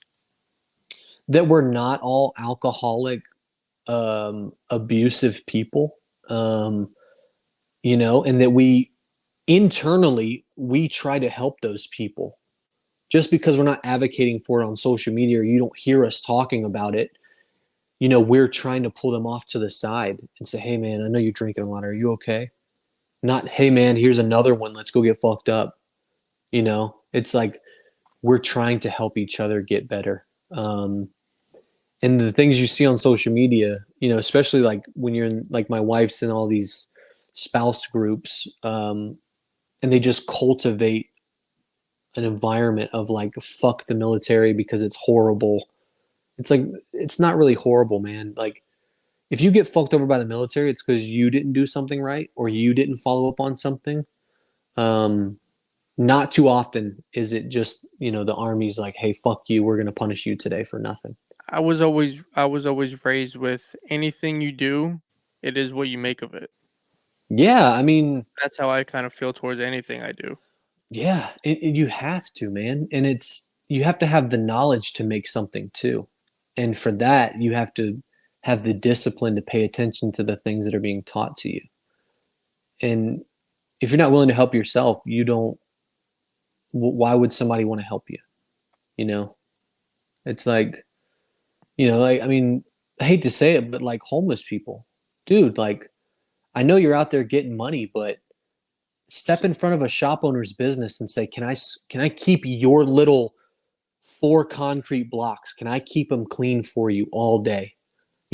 Like, I don't know. That might be like a bad example, but I think you Oh, know I what I'm think that's a talking great about. example from being from, New York, seeing the homeless guys. I mean, they're like in their 30s. Yeah. I mean, you could fucking throw some water on your face in Grand Central and go stand outside, like you just said, a pizzeria. Go deliver Yeah. newspaper. Yeah. There's always something you could be doing. That time you're sitting there on the corner begging people for money, you could be out there trying to find something else to make you money. Yeah, exactly. Like go over to a job site and say, "Hey, can I have $10 and I'll clean up all the trash?" Like, and then you say, "Hey, can I clean up tomorrow and get a bucket of paint from you?" And then you take that bucket of paint and you go paint a guy's business on the outside and say, "Hey, can I have $20 for painting your wall fresh?" It's all an entitlement to where people Yeah, just want the handout. yeah, exactly. People are And that's fucking why lazy. they are where they are. Yeah, people are lazy. Most people, are self-centered, and we all have the same problems, right? Like physical, mental, emotional, financially. We all go through the same shit, but some people act like their shit is stacked higher than others. But it's like, dude, start cleaning up your own shit, and you wouldn't have a bigger pile than the rest of us. Right. And Like you don't get to complain just because you haven't done anything about it. and another big thing that you hear about in the military, which brings me to my next question, is maybe more so back then when war was still at a high. You don't hear about a lot of successful marriages, or you always hear about the wife cheating while the guy's deployed, or Yeah, sad stories like that. And yeah. in your opinion, as a soldier, what's the key to a good marriage for a military couple? I mean, for Ashley and I, it's clear communication. Um, and I literally text her every day when I leave the office. And it's not because she asks me, it's because I'm providing that sense of relief that, hey, I'm on the way home to help with the house. I'm on the way home to stop the kids from yelling. I'm on the way home to relieve you of the parental duties of the day, and I got it. Um, and a lot of these marriages don't work because they only known each other for fucking 4 months, and they get married because she got pregnant, and then you go, hey, we can make more money if we move in together and get a higher allowance for housing. Oh wait, I'm actually getting orders to Texas, and I know we're from Kentucky, but fuck your family. Like I'm taking you out of your support system, and then it just causes chaos because you don't know somebody after 4 months. Um, you were removed from your own support system. Your husband that you now have, actually had a damn like PTSD that he never told you about because you guys been together for 4 months, and that's not something that you just bring up. Um, and a lot of them are built on rocky foundations. Uh, because it's like that quick love, it's like, or people aren't just, they're not willing to work on themselves because like I said before, those traumatic events that you have to pull up from a deep rooted place sucks. Not a lot of people want to do that. And that's either the husband, not willing to, or the wife not willing to. And then just the clear communication on how you feel, and knowing each other, but paying attention to your spouse. I mean, you have a wife, like I guarantee you probably already know when she's mad for the day based on how she gets up in the morning. Like, and then you play your part and go, I'm going to be more quiet. And then I'm going to actually, wipe that water off the counter that I kept walking by, because she's going to see it and that might be her trigger point. Walking over those dirty clothes on the floor. Dude, yeah. So just learning them and knowing them and spending time with them. If you're in a committed relationship, stop going out with your boys until 2 a.m. Go out with them on a Friday, spend Saturday and Sunday with her. It's like that concept is so hard for these dudes to understand. Like, oh, I just want to be with my boys and, they make me happy. It's like, dude, we're all being temporarily happy until we find that spouse or that loved one that we want to create our lives with. Yeah, man. Because without a good girl, I feel like a man is nothing. You have to have that backbone. Yeah. every good guy, every great guy you see, you'll see an even better woman behind him. And Yeah, I believe that. and you have to make sure they're good with their family too, you know? Like I'm gonna be selfish and I'll say it to her face. Like sometimes I hate that she talks to her sister and her mom every day because it pulls away from the attention from the family, right? And Mhm. it's selfish to say that, and I acknowledge it, and I don't care. Like being selfish is a normal emotion we're all allowed to feel, but I love it at the same time because it gives her that sense of like, let me complain to Brienne or their mom about something that I'm doing. And correct me if I'm wrong. I feel like that does stem from your childhood Oh yeah, I mean it's 100% your upbringing. Like of not Italians. having, yeah, exactly, not having that, like how she does, mom or dad or Yeah, sister. And I yeah. think that it's because you love her family. Obviously, you love them. They're great Oh people, but yeah. you also have like this weird envious, and it's not in a malicious intent at all. It's No, just yeah. I'm very like a envious of. jealousy. Yeah, man. Like when she told me that she grew up in like Garfield, New Jersey, right? And then we she took me up there to see how their family lived on the same block and the same road their entire lives. And then when their grandparents moved to South Jersey, they followed them, and then the aunt followed down, and then everybody came down. It's like, dude, I like we moved so much because my stepdad and mom were mismanaging the finances for the family, that our family members didn't have the care to keep following us around, or they weren't in a position to keep following us around, right? And it wasn't state to state, it was literally just different pockets around town. But there was zero constant communication. There was zero really expressing how we felt towards each other, which later in life created a division. And then that division created a sense of, I don't even care. Like I've got my own shit to deal with. You're 5 states away. And every time we talk, you complain about how I never come to visit. Like I don't have the energy to express to you, like me, for example, if I come home to Georgia, there's I want to see 800 different people, and 800 people want to see me because we miss each other.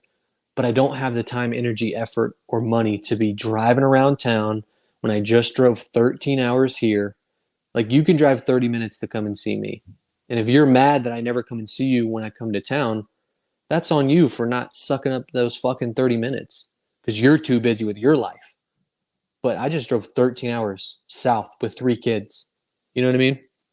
So, And we're, I ex Dakota. I ex a lot of military guys.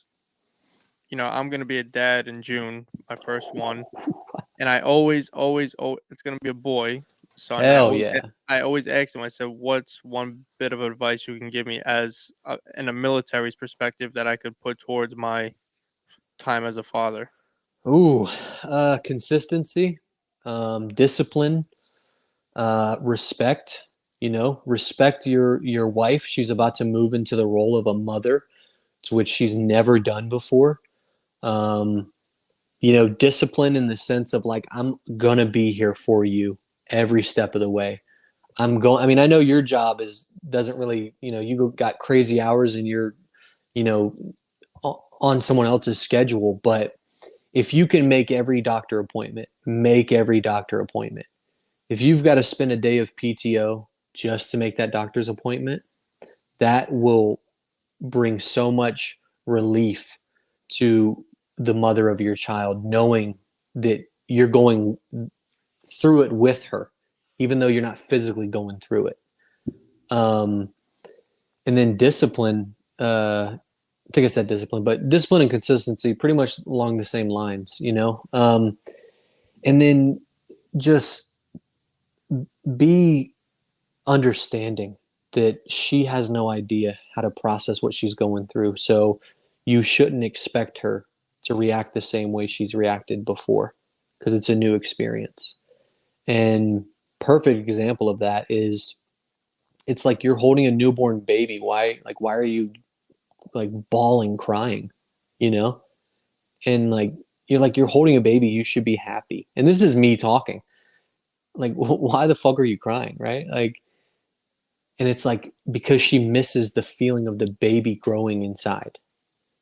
And you can't, and our dumb ape brains can't No, yeah, understand yeah, why that because it's means funny so much. it's funny you say that because my fiance said the other day she was like holding her stomach. Like now that she has a belly, she always puts her hands on her stomach. She always now she said, "I'm gonna miss when he's not in here because it's like when I'm not with you, I know I'm never alone because I have the baby Yeah. in my stomach, and it's like a comforting." Or, Yeah. sometimes I want to kill her because she's always in back pain or this kind of pain, or this kind Yeah. of pain. I'm just like, I know, but Yeah. they're going through it, and you're not, and you have to try to understand what it's like when you have no idea, Yeah, dude. which And is hard. fake it. Even if you don't understand, just I understand. Because Yeah, we don't have the capability to understand, right? But we do have the capability to make her feel better. And I'm not saying lie about everything. Genuinely try to understand, but just know that there's some shit you're not gonna comprehend as a guy. It's like, why is that smell of the blanket making you cry? Like, it's a blanket. We could, if it doesn't smell like that, we can wash it with that stuff to make it smell like that again.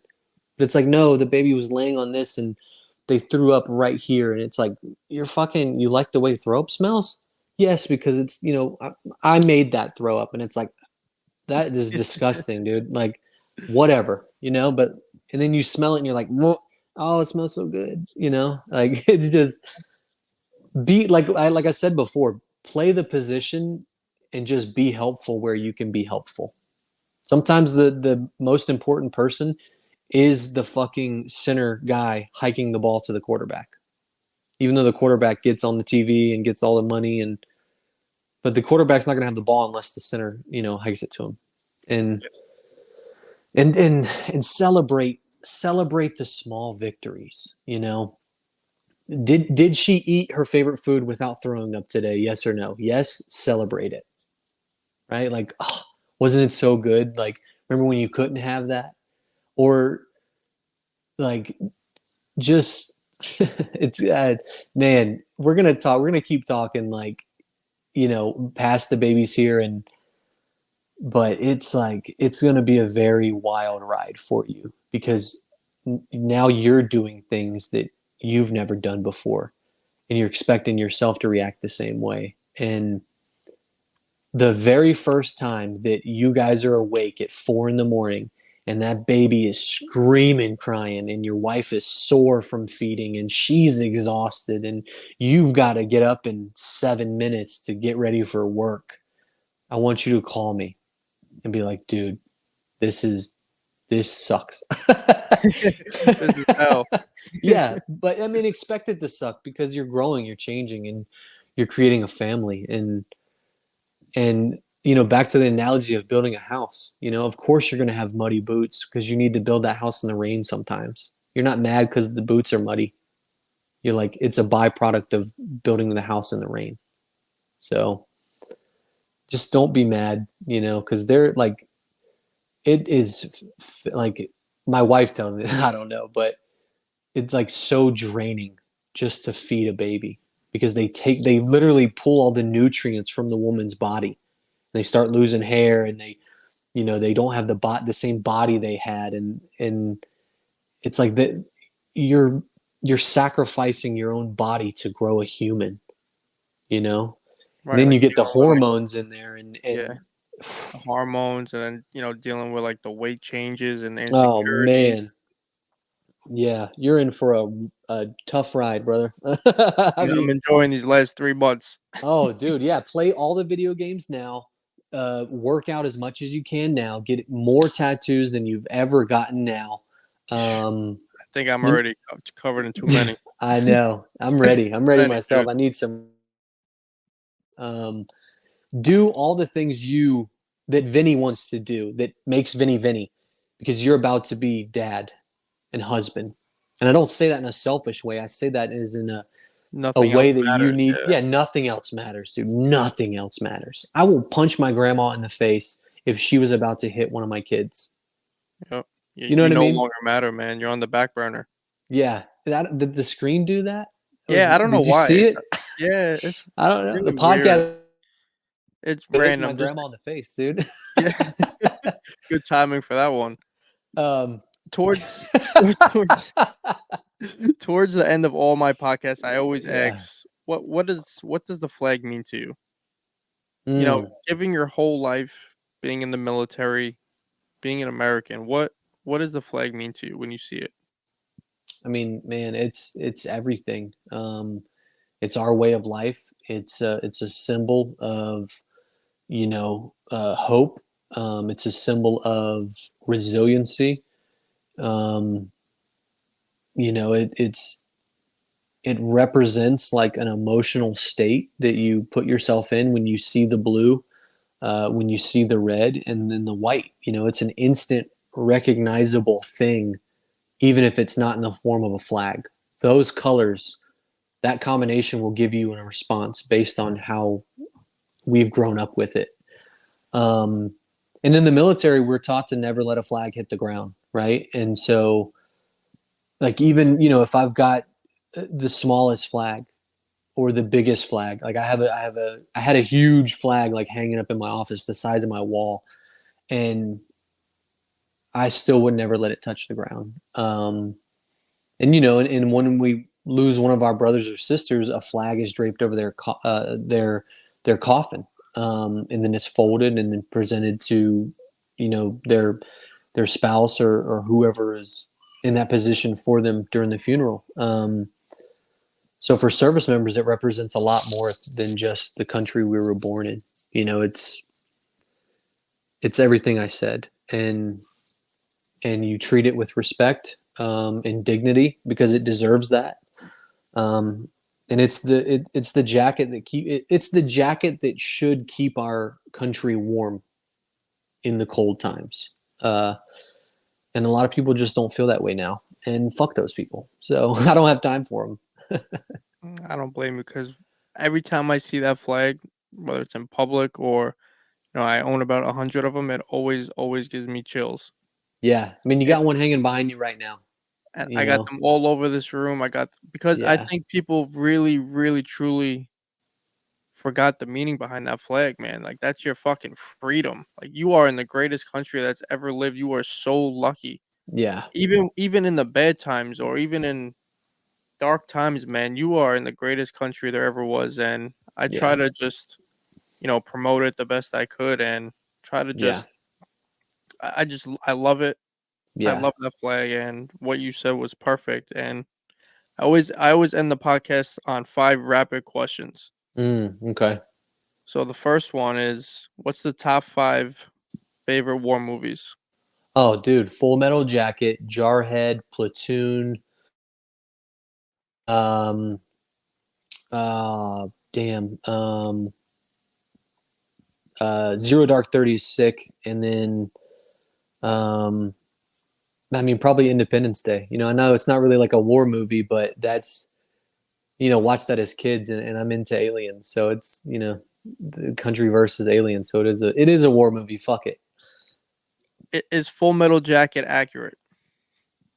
Um, back in for those times, yeah, right, because they could put their hands on you in basic training and stuff.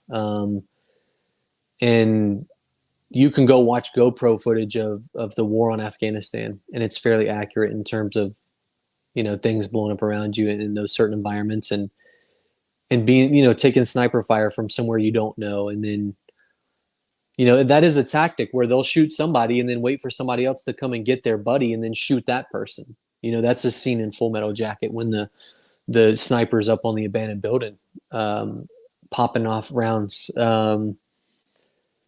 But yeah, and then just the misery of going to basic training together and forming relationships, and sometimes you stay together with that guy for a couple years of your career and you see the same things, and then the fun too. So yeah, it's pretty accurate. What foods did you crave the most when you were deployed? Oh man, um probably Marchione's right there in Barnegat.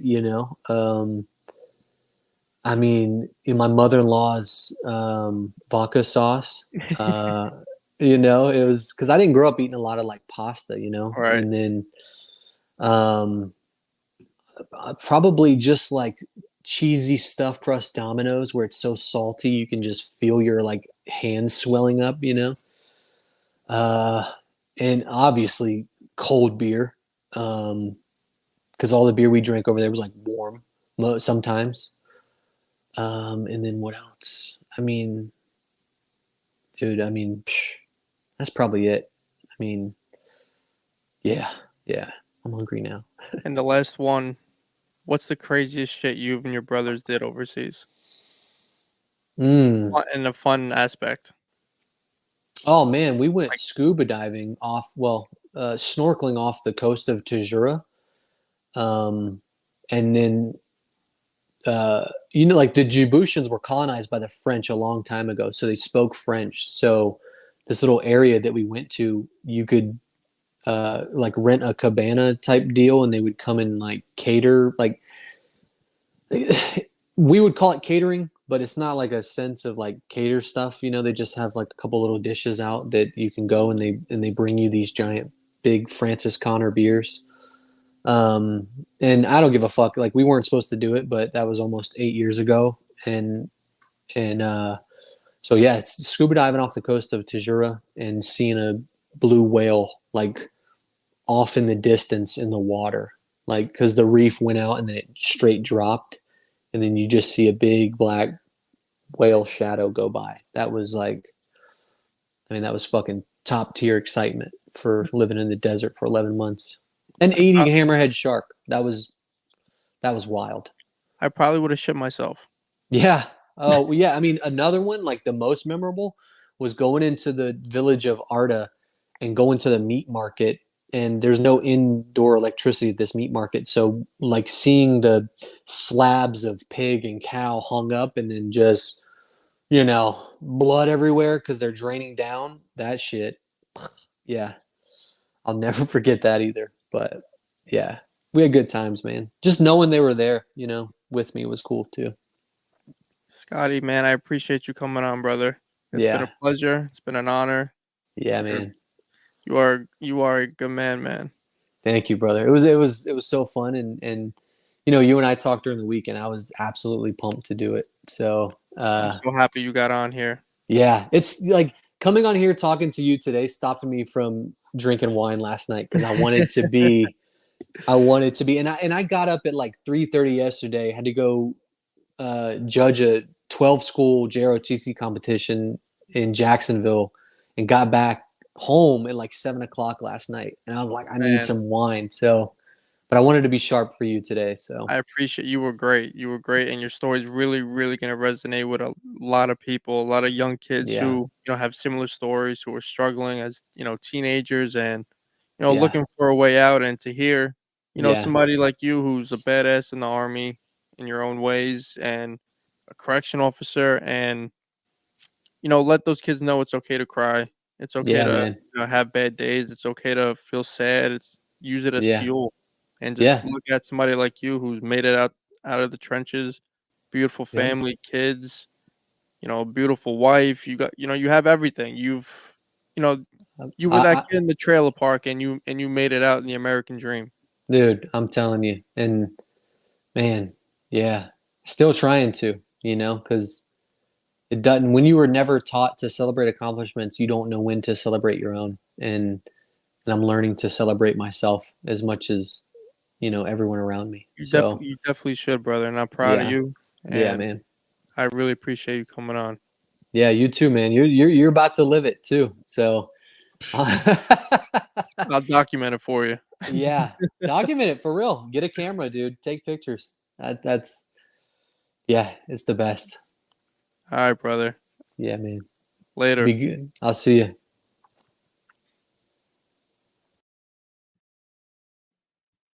I love Ohio.